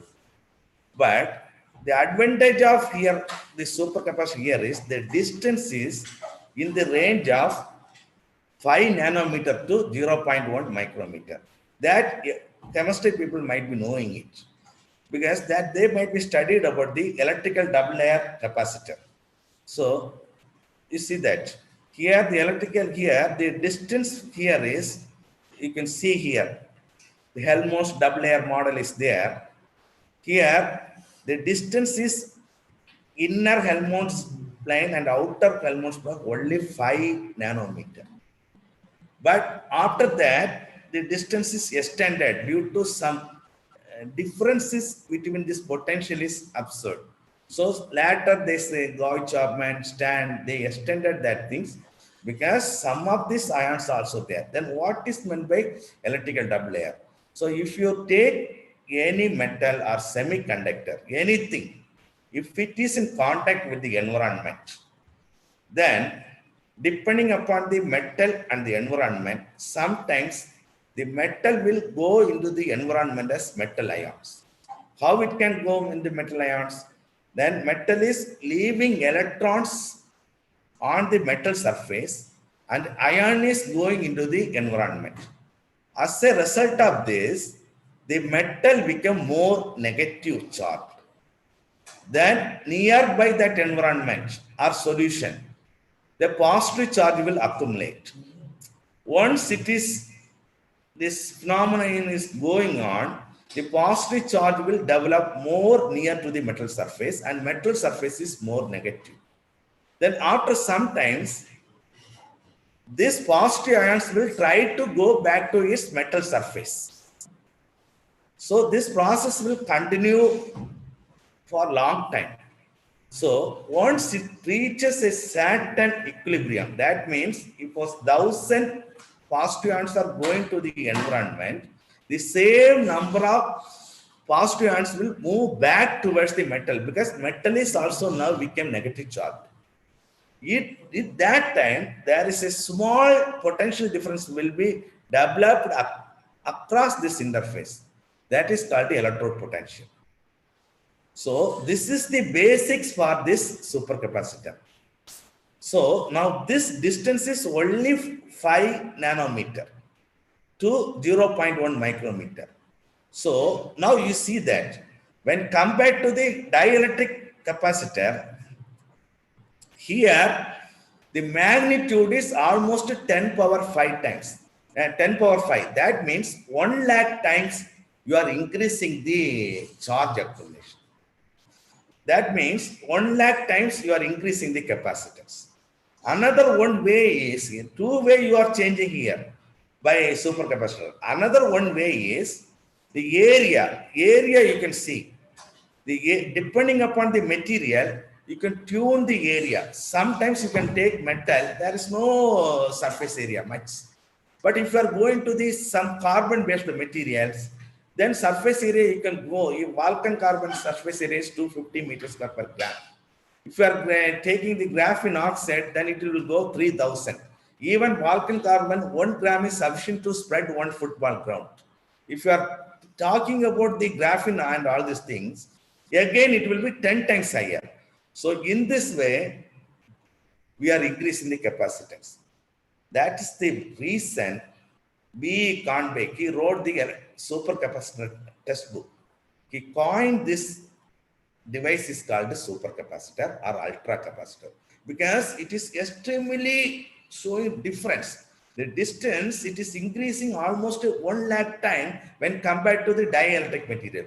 Another one way to increase the capacitance also, your surface area, that can be done by electrochemistry only. Now, two ways there. One way, how to, because it is a storage device, you have to store the electrical energy and you have to discharge it. Like your battery, you are charging and discharging only. Once you are charging, here is that all the ions will arranged in a perfect manner. Because this electrode is here, it is positive, this side is negative, then positive ions will accumulate here and forming a double layer as like a dielectric capacitor. Here the electrode is positive, the negative ions will accumulate and forming a negative layer. So it is like a parallel plate only. But once you are taking electricity from the capacitor, then this arrangement will disrupted, because there is once your electricity is withdrawn, then these ions will go in another way, because once it is charged, capacitor is in a high random. So once you are discharging, the orderness will go and you will get like this. Now, once you are talking about this energy storage devices, everybody will talk about the Ragon plot. Ragon plot means X and Y axis will be there. Some people will plot here energy density in the x-axis and power density in the y-axis. In the x-axis, energy density given. What is meant for you? That means in x-axis, how much time you can go. In y-axis, it is a power density. That means how fast you can go.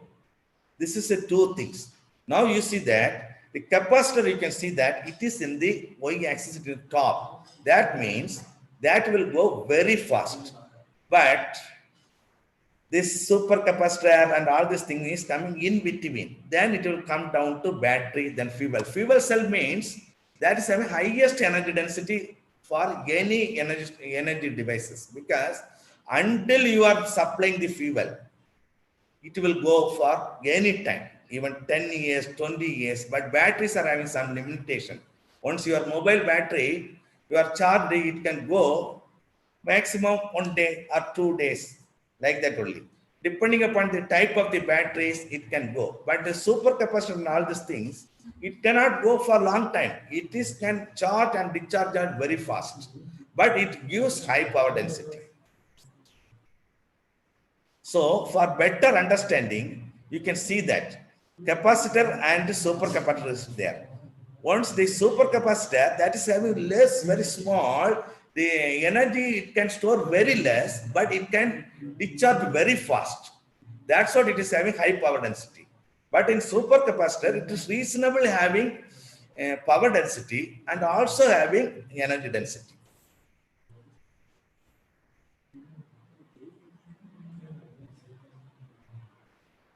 Then, what are the different types of electrochemical capacitor? They are mainly double layer capacitor and pseudo capacitor, all are same only. Okay, but double layer capacitor, the charges are accumulating on the electrode material, only absorption type of things. Here, what are the materials people are using? Mostly activated carbons, carbon aerogels, carbon nanotube, this type of things. But this pseudo capacitor here, mostly what the charge is accumulation only due to some redox reactions. That may be, the materials may be metal oxides, conducting polymers, and all these things. Metal oxide, you can see that CO3O4, cobalt oxide, that is having two redox couples will be there. One is CO2 plus to CO3 plus. When it is charging, it is converted to CO2 plus to CO3 plus. Then second peak also will be there. That is CO3 plus to CO4 plus. On discharging, then it will undergo reductions. The another one is, that is very rare, that is hybrid capacitors are there. So that is the combination of this, most of this asymmetric pseudo capacitance, EDC, all these things are there. So how it is same mechanism, accumulation of pseudo electrical double layer capacitor, the absorption type things, if plate is positive, the negative ions will absorb on near to that plate. If positive is negative, then positive charge will accumulate. But here there is a Faraday process. That means the pseudo capacitor, this charge is accumulation due to multiple redox peaks. If ruthenium is the best class, because that is having more than 3 redox peaks. So what are this electrochemical behavior of electrodes? Here you can see that this is the double layer capacitor. Now is that current response, high capacity, and all these things they given it by formula, some relationship. So if this V value, this V value is in the range of 0.5 to 1, then it is called electrical double layer capacitor. If it is in the range of 0.85, this is the first will come, the V is equal to in the range of 0.5 to 1, this is the cyclic voltammetric graph, and this is the charge discharge graph. Okay, if V value is in the range of 0.85 to 1, then it will follow the pseudo capacitive. That means metal oxide and conductive polymers. Then if it is very near to 0.5, it will behave like a battery. It will behave like this. Based on these things, they are classifying this capacitor three types. Mostly two type, but third type is also now it is coming. Same thing only. The charge, how they are charge accumulated by the capacitance, electrical double layer, they are calculating by charge divided by potential difference. Then this is the CV graph, and this is the this chronopotentiometric graph, charge discharge. Here same thing in the given in this graph. The capacity bigger if slope is very near to 1.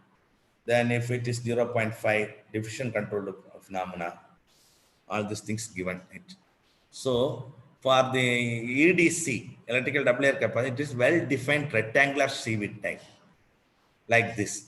If it is an pseudo capacitor, mostly metal oxide or conducting polymers, then this rectangular shape is distorted. It is not like a rectangular shape.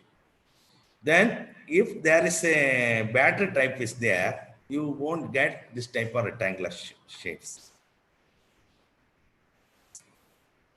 Same things in different material, how you are, when you are recording the CV, how you are getting here. This is the first one is the carbon materials.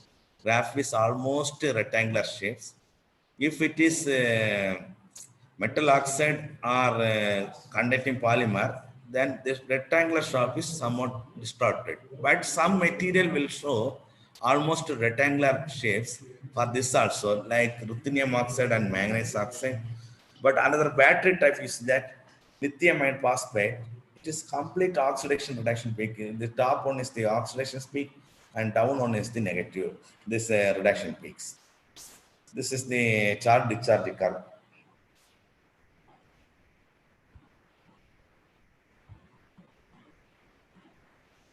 So now we have to compare, because two storage, electrochemical storage device, mostly we are seeing one is the battery, another one is the supercapacitor. And we cannot say which one is best. Depending upon that advantage, where you are using, it will matter. Now you can see charge time. If lithium-ion batteries, mostly battery means lithium-ion battery, that will take some more times. But supercapacitor, the charging time, it is very fast. With the supercapacitor, you can charge it very, very fast. Then lifetime, you can see that this lead acid battery and all these things you might be knowing, it can go for 1,000 cycles, 1,500 cycles. But lithium batteries, you can go for the 4,000 cycles. But the supercapacitor, you can go even 1 lakh cycles. It cannot affect anything. Because that Coulombic yield efficiency is very high. Charge discharge, nothing will happen. You can go for a long time. Then reliability. But lithium and batteries, it needs some time, some maintenance is required. But here it is completely maintenance free. Then specific energy, that means energy which is stored, how much time it can go. That is very high for the supercapacitor, very high for the battery, but very limited, very, very low for the then disadvantage of the supercapacitor. But specific power, how fast it can go. Lithium ion battery, the battery is having limitation, but the supercapacitor is having high advantages. So current cost for energy storage, but the battery is very low, but supercapacitor is somewhat costly if you want to make it a supercapacitor. But if you are considering the cycles, then it will be cheap only. So range of charge and discharge temperature, depending upon the what temperature you can keep it. Because sometimes battery may be minus 20 degrees centigrade, then up to 80 degrees centigrade you can go. But supercapacitor still you can go higher windows. Overcharging, then the material will affect. So battery will fail, but supercapacitor, that problem may not be there. Then environmental impact means if you are using this lithium, that is having impact, and cobalt and all these things will affect environmental things. But supercapacitor, that also you can say it is better.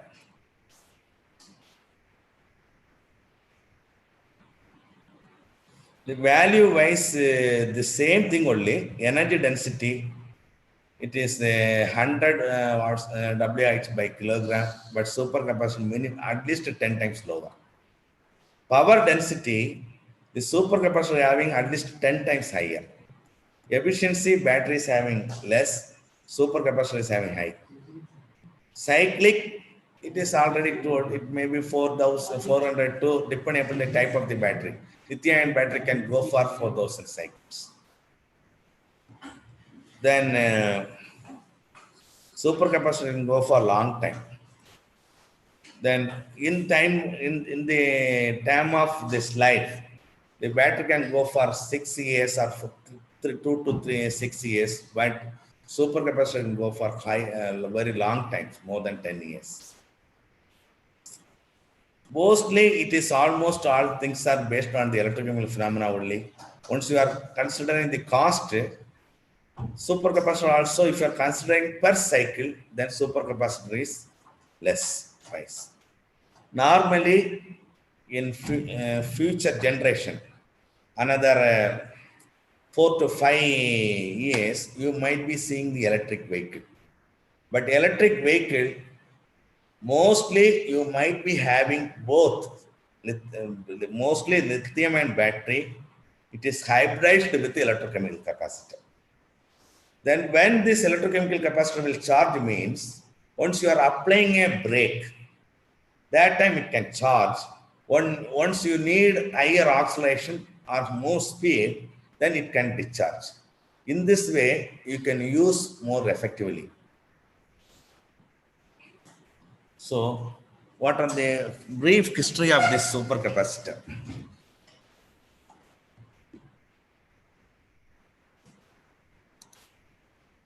Is that here the first supercapacitor, the capacitor, all these things, it is started in 1900. People are studying about the electricity and all these things. But mostly in 1745, they only first invented the capacitor, dielectric capacitor.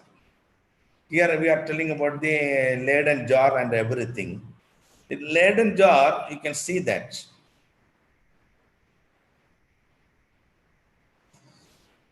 This jar is that it's a glass bottle. Inside also they are having one metallic coating. Outside is also one metallic coating will be there. It is contained with some liquid, some conducting electrolyte will be there. So this is the beginning of this studying the electrostatics. So nowadays you can see that this is the 1746. They invented this type of studies, capacitance and all these things. So now you can see different types of electrical component you might be seeing in your computer, TV and everywhere, that is made by the capacitor or supercapacitor. So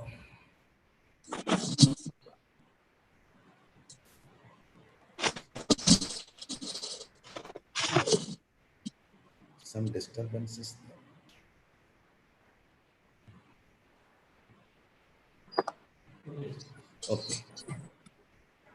Okay. Now you can see how brief history is. The beginning, it started in 1745, but this process is continuing. Meantime, only so many people, this voltaic cell, then galvanic cell and everything invented. Then Faraday also involved. But first patent for this electrical double layer, the supercapacitor, is done in 1957 only by General Electric. So up to that, people are studying different electric things and all these things. But generally, then after from 1957 onwards, so many, some works are slowly involving. In 1957, low voltage electrolytic capacitor is invented by General Electric. Then 1966, 1970, so electrical energy storage applications are involving, and in this way some things are evolving. In 1991 only, the name is given supercapacitor. Up to that, the name is given by B. Conway. He is more involved in for this supercapacitor development. He also wrote that book also. And somebody can say it is a supercapacitor. Somebody are saying it is an ultra capacitor.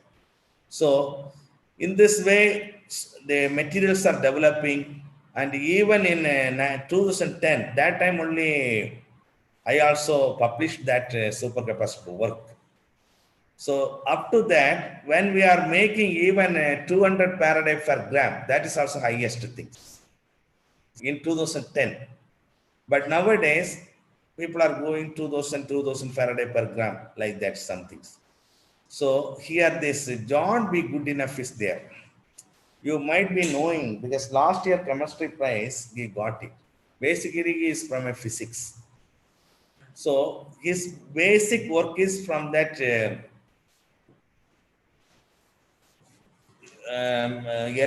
this data storage. That means RAM. Then John Teller distortion, he only invented. He is a physics person. Before that, he worked in US Navy. He is not having any things. After the Second World War only, he went for the PhD and done all these things. So RAM is his things. Then after that, he worked in solid oxide fuel cell. And for him, they given Nobel Prize for the lithium battery. And this person, B. Conway, he only coined the name for this device. That is called the supercapacitor. Actually, he is a student of John Bookris. You might be knowing. He is the electrochemistry books author. So John Bookris is a student of Eligam. The Eligam, they made one Eligam diagram that is more important for the metallurgy students. So whenever they are want to do this metal extraction without seeing the Eligam diagram, very tough. So John Bookris is a student of Eligam. So all these people are very much involved for the development of this technology. Later, so many developments are coming, and we can see these things one by one. So what are the factors are affecting? Because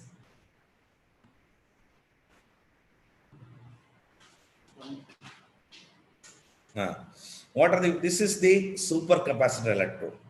So you see that you should have one positive plate, then one separator should be there in between the positive plate and negative plate.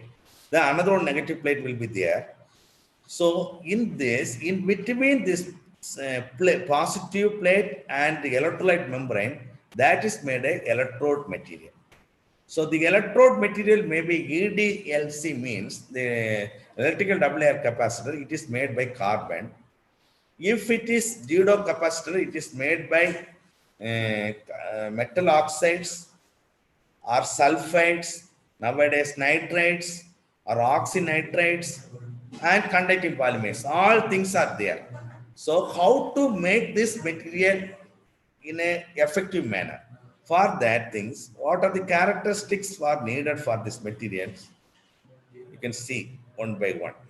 So you should have high specific capacitance. Then it has to good stability, and it has a robust structure. It should not break easily, and it should have a very good cycling stability. Anyways, a capacitor will give more than 10-20,000 cycling stability without any problem.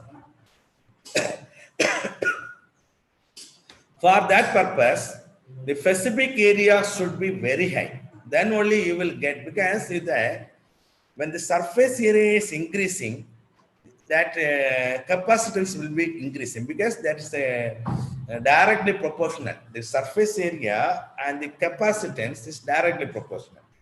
And the pore size also very important. it should not be much more narrow pore. If narrow pore is there means the movement of these ions, will face some problems. So narrow pore is not advantage. It has to be interconnected narrow pore and micro pore, then it will be good. Then it should have high conductivity. The conductivity is important parameter. Otherwise, it will face some, when you are charging, discharging, the movement of ions will be having difficulty. So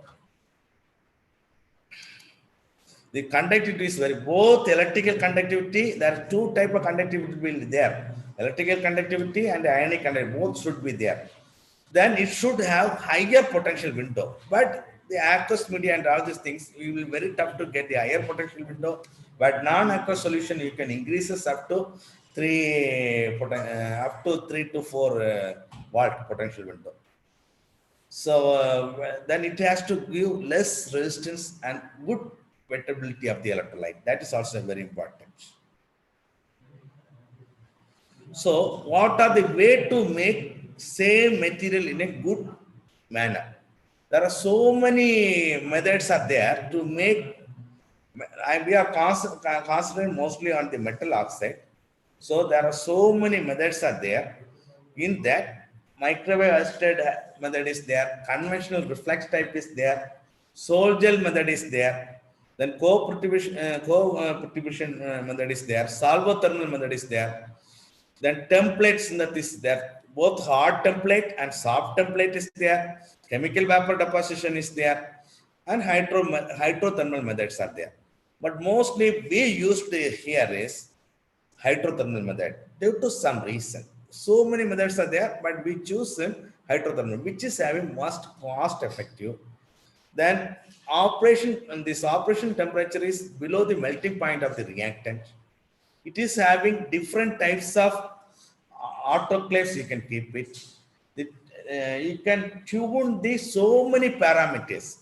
You can control the concentration, or you can control the pH, you can control the time, you can control the pressure, or you can use template, or you can control by precipitating agent. At least 7 to 10 parameters you can control it. So the hydrothermal method we chosen to make the nanomaterials.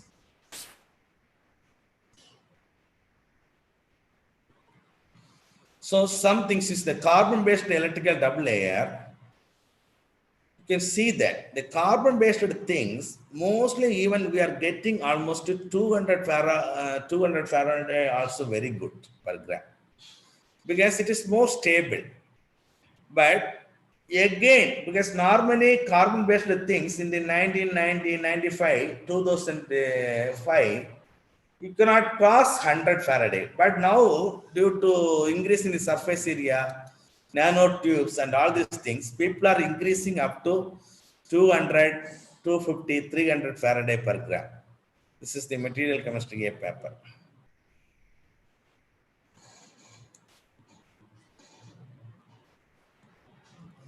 For pseudo capacitor, mostly metal oxides. Here you can see that potential window also same thing, carbon also same thing. The pseudo capacitor also in aqueous medium, that sodium sulfate, then sulfuric acid, then alkaline media. Alkaline media means KOH, then cobalt oxide, nickel cobaltate. All these things we can use alkaline media. Now you can see here this ruthenium oxide. This CV profile is almost similar to that electrical double layer capacitance. But Nb2O5 is that it is not having ideal rectangular shape. But ruthenium oxide is a pseudo capacitor electrode only. But this capacitor profile is showing like an electrical double layer capacitance. Like that, another one material also will show like this, that is manganese oxide. So how this people are going from these things we published in JPC 2011, almost we are getting 604 Faraday per gram at the current density of 4 ampere per gram.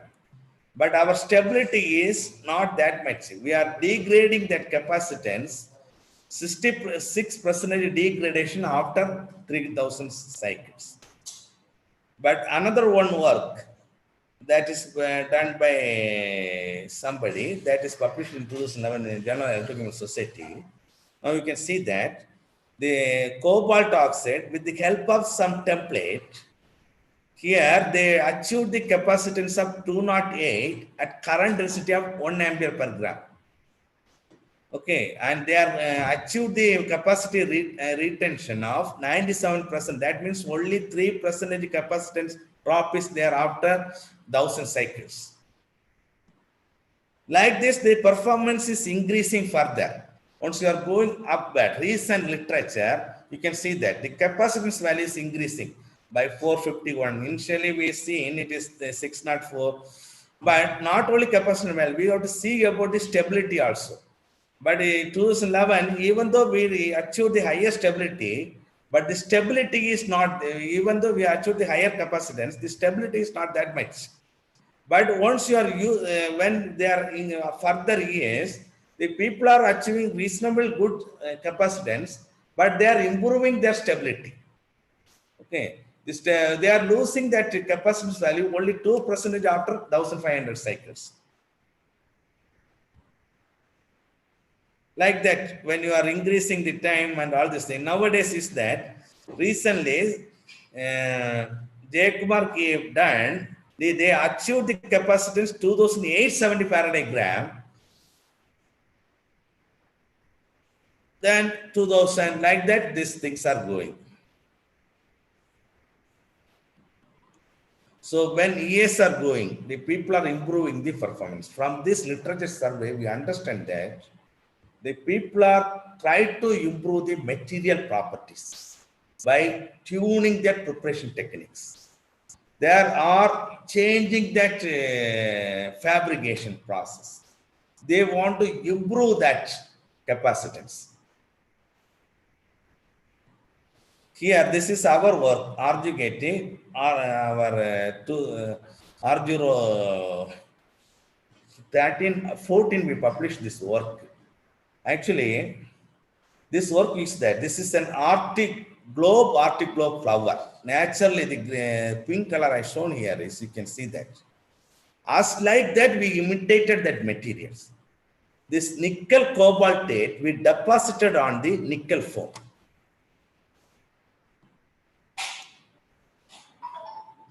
Nickel cobaltate we deposited on the nickel foam. The morphology of that nickel cobaltate is almost similar to the globe articular flower. This work we done here, and it is by one BTech student project things. Now, beauty of these things is that initially you are seeing here is the SEM image, FESEM image, and if you want to go very deep, then we went for the TEM. Now you can see each petal. Here is that each petal is well wrapped by a graphene layer. Once you are wrapping this graphene layer, that will improve the conductivity. So this is the beauty things we achieved, and also this that the graphene layer also very thin sheet, very thin sheet. Then with the different current density and scan rate, we recorded the CV of these things, and you can see that when it is 2 ampere per gram density, the charge discharging time is taking very long time, and you are increasing the charge discharging current density or charging current density almost 1 time more times, then it can discharge very fast. Again, it is 8, very fast. And you can see this graph, graph D. This is, we are speaking about the aerial capacity. This aerial capacity is very high, because your per centimeter square area, we are getting almost 2.5 Faraday per centimeter square. They are very good things. Then this is also same thing we are doing by ramping the currents. Initially, after some cycles, we are doing with the 8 ampere per gram. Then we are doing with the 16 ampere per gram. Then 24. Then 32. All these things is that when it is done with the 8 ampere per gram, the capacitance is increasing. Then it became almost 16. It became constant for some cycles. Then 24. This is the x-axis. It is the number of cycle. Y-axis is the Faraday, what we are getting. This side y-axis is you are getting that aerial capacity. The same thing we converted into per centimeter square area. So after 7,000 cycle also, it is retaining very good this specific capacitance and as well as the aerial capacitance. So same thing we are converting, same thing we are keeping the capacitance retention versus Coulombic efficiency. So Coulombic efficiency, it is keeping very high here. And also capacitance retention also very high. The Ragon plot we compared with some other literature work. This work also given very high things. Impedance also with the different potential things we given it.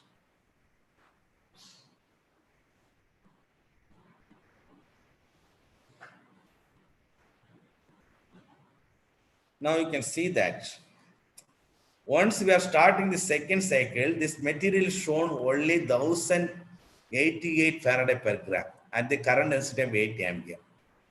But after 7,000 cycle, it increases the capacitance up to 1728 Faraday, more than 1700 Faraday. It increased by large number of cycles we are doing. The activation of this electrode material is increased because the electrolyte is going inside the pores. Thereby, it is increasing the capacitance. Other work our students done here is, but we have not published much things because it's that what is the different types of materials we are making, different morphologies are we are getting, different morphologies. You can see that these are mostly, this one is this slide I am giving is manganese oxides, differing rod, some short rod, some wire, all are different. Manganese oxide only, but in different preparation, hydrothermal method only we use different reaction conditions. Our students done these things. Then this is also different type of materials we made in different way. Some morphology we got it. So here I want to thank my students mostly because when I have started to make this type of materials, I am not able to make this type of morphologies.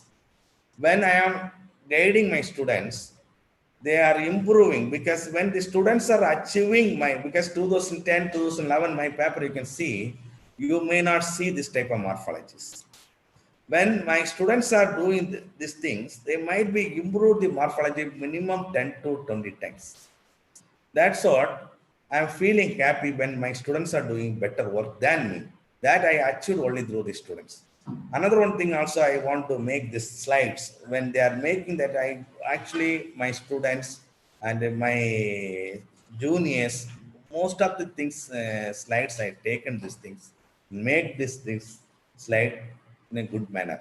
If you are seeing my PhD Viva PPT and all these things, you can see this capacity. I kept only 2 slides. Briefly, I explained. Now here we explain all these things in a better manner. So this supercapacitor energy device, we are getting in a more popular nowadays, and it is going every day increasing in number. So this is the things, the Amulya Reddy, that means Bukris Reddy book, he is writing in this last things.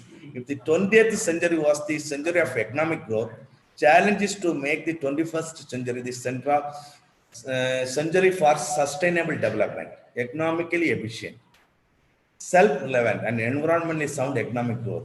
Then energy will acquire a human face. That things we are achieving now.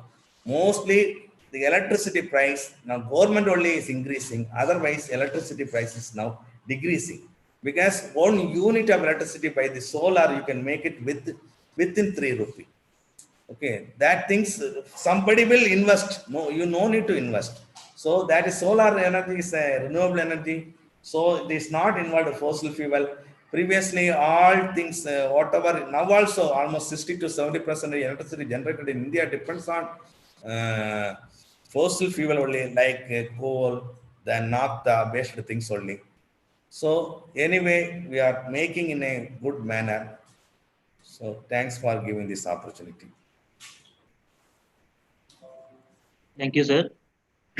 Thank you very much for your wonderful and most informative lecture. Now, I request the participants come up with any queries. If anybody wants more more clarification, you can unmute yourself and okay. I have a doubt. So, as told in the slides, the performance of the supercapacity mainly depends on the surface area and porosity. So, how to increase these two parameters to achieve more energy in case of supercapacity? Actually, this supercapacity is an absorption phenomenon mostly. So the surface area or porosity, if you want to increase, means so many ways you can use it. You can use without template also, or you can use soft template or hard template. Soft template means SBA 15, MCM 41, and all this metal organic framework, all these things you can use it. Soft template. If you want to, somebody's are fascinated to make very tubes type of things, morphology and all these things, they are using some hard template like anodized aluminum or titanium oxide. Like that also you can use it. Some things are there. You can use that. Anodized aluminum. They are making well ordered. This aluminum, they are anodizing. That means they are in aluminum, they are making as an anode, and they are applying a potential or current in a suitable electrolyte. That time you can see that aluminum will dissolve. Aluminum is going to the solution as Al3 plus ions and forming a hexagonal ring. Once you are seeing this cross section, finally you will get type of well ordered materials. Here you see that here pore is not limited. You can see that some pores may be almost 100 nanometer. In that, easily the material can move from one point to another one point. This is hard anodized. But making this type of hard anodized, it is very tough to make it. But people are making. In this way, you can increase the surface area and all other things and pore distribution and everything. Here you can see that this type of pores are there means, what is the advantage means, even you are getting that 2 ampere per gram, 1000 Faraday per gram means you are ramping the current density for higher also. The capacitance cannot fade much. It will fade, but it cannot fade much because ions can move very fast. Thank you, sir. Yeah. Yeah. Thank you, sir. Thanks. And any more queries from the participant side? You can please unmute yourself and ask to the speaker.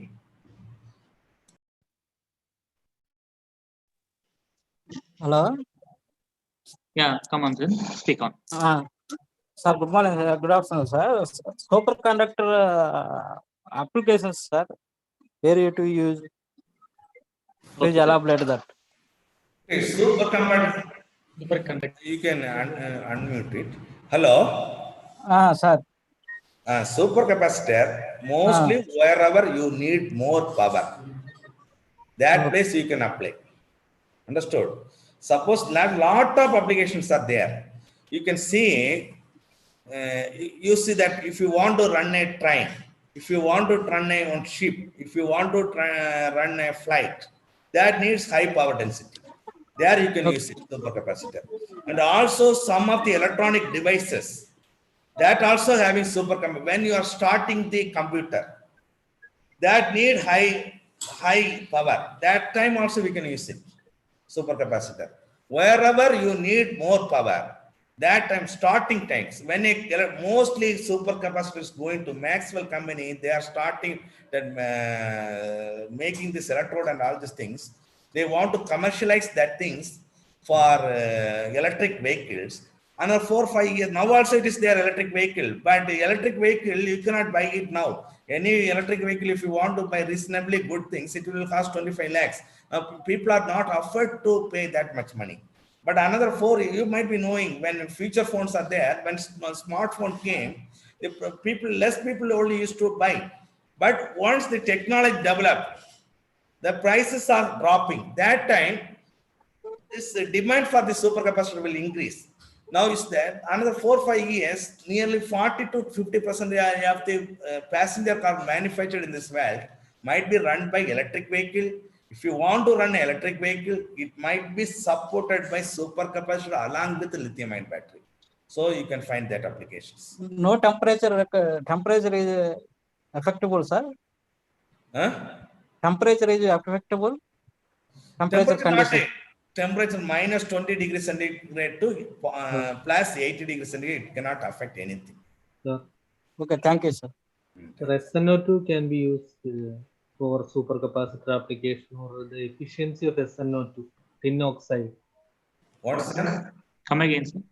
Efficiency of tin oxide in supercapacitor application.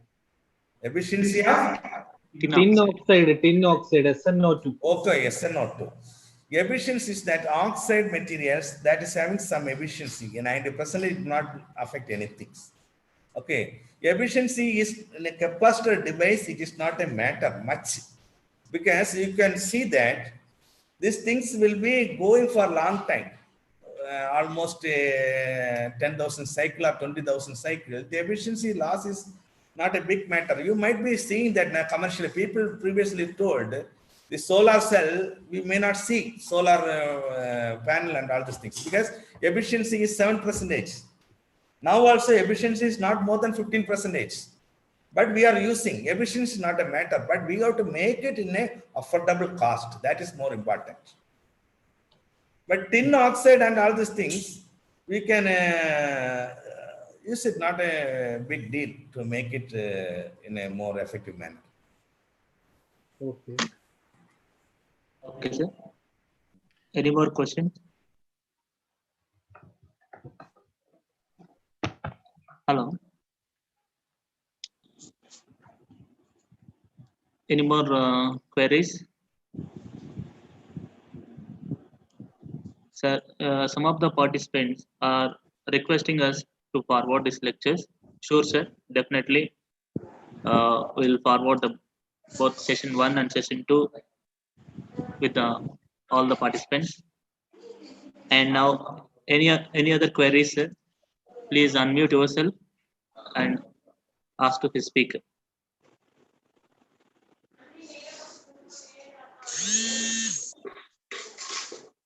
Yeah. Dr. Srinivas Rao, sir, would you like to speak to speaker?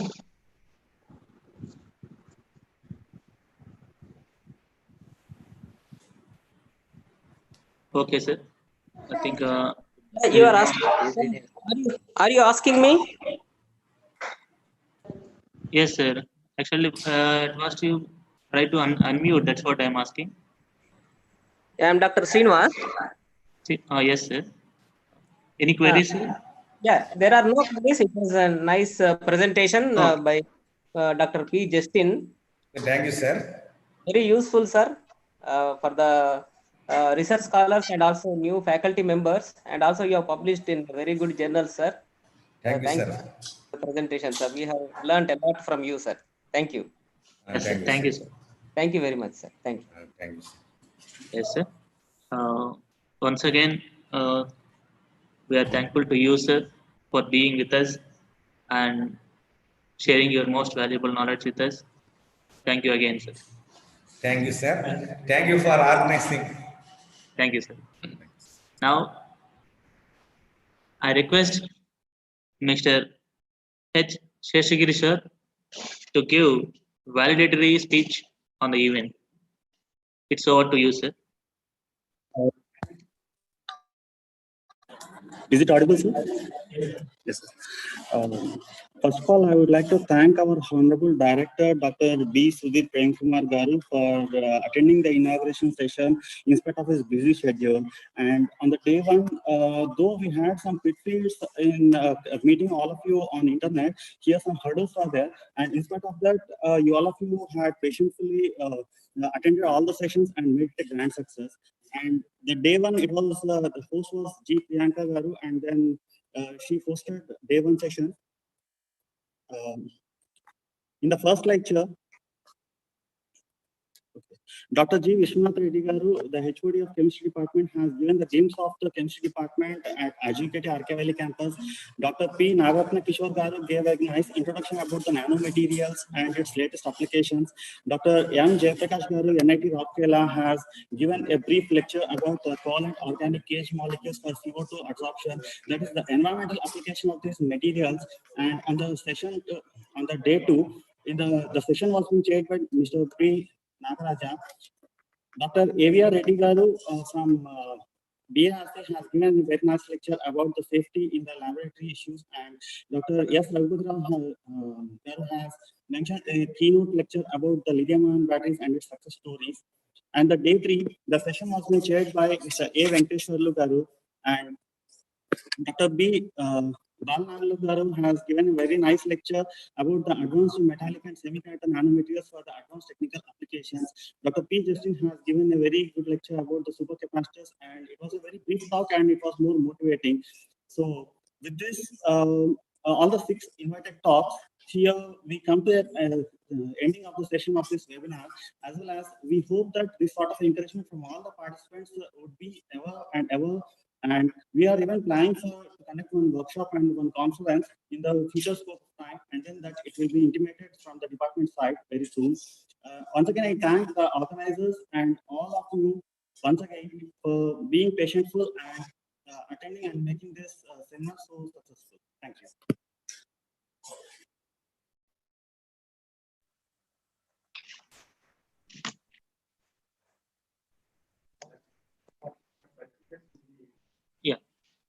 Yeah. Thank you all. Yes. And Hello. Yeah. Sir. Can I speak one minute? Okay, sir. Please, sir. Yeah. Thank you very much. Actually, two days I missed the classes. Okay, because of the regular schedule here, so I could not attend the 2 days lectures. Actually, I am thinking that I learned from Busupalli Balanagulu. It was a very excellent lecture, and also from Dr. Justin, and also actually we have been very much benefited with these 2 lectures because they have given a lot of information from these lectures. And thank you very much for all the speakers. Thank and you, also sir. Thank you very Thanks much for your compliments. Sir, I would like to. Yeah. Sir, I would like to speak 1 minute. Okay, sir. Proceed. Sir, good afternoon, sir, everyone. RJ team is very thankful for conducting webinar. Thanks. Thank you, sir. On behalf of the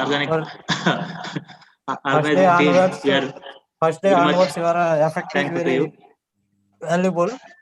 And Naki sir, sharing or AV Reddy sir is a GLP good lab practices is much helpful. And Justin sir or Balnagulu is a given as a hydrogen on non-material, sir. hydrogen fuel.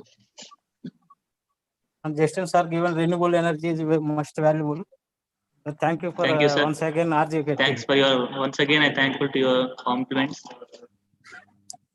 With your support only, we made this event grand success from all the participants. So we expect more and Without, more. without being the participants, we can't do.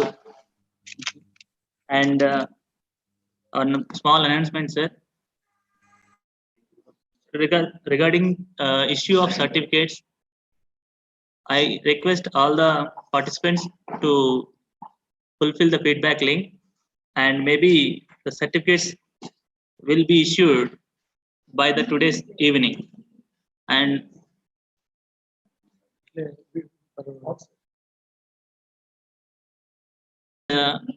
one more kind information, sir. If anybody wants to use the lectures, you can watch it in the YouTube, sir. It is already available, and further it will be updated in the website also, educative website and the YouTube. And if anybody wants to watch these lectures again, you can try, you can easily watch it in the YouTube, sir.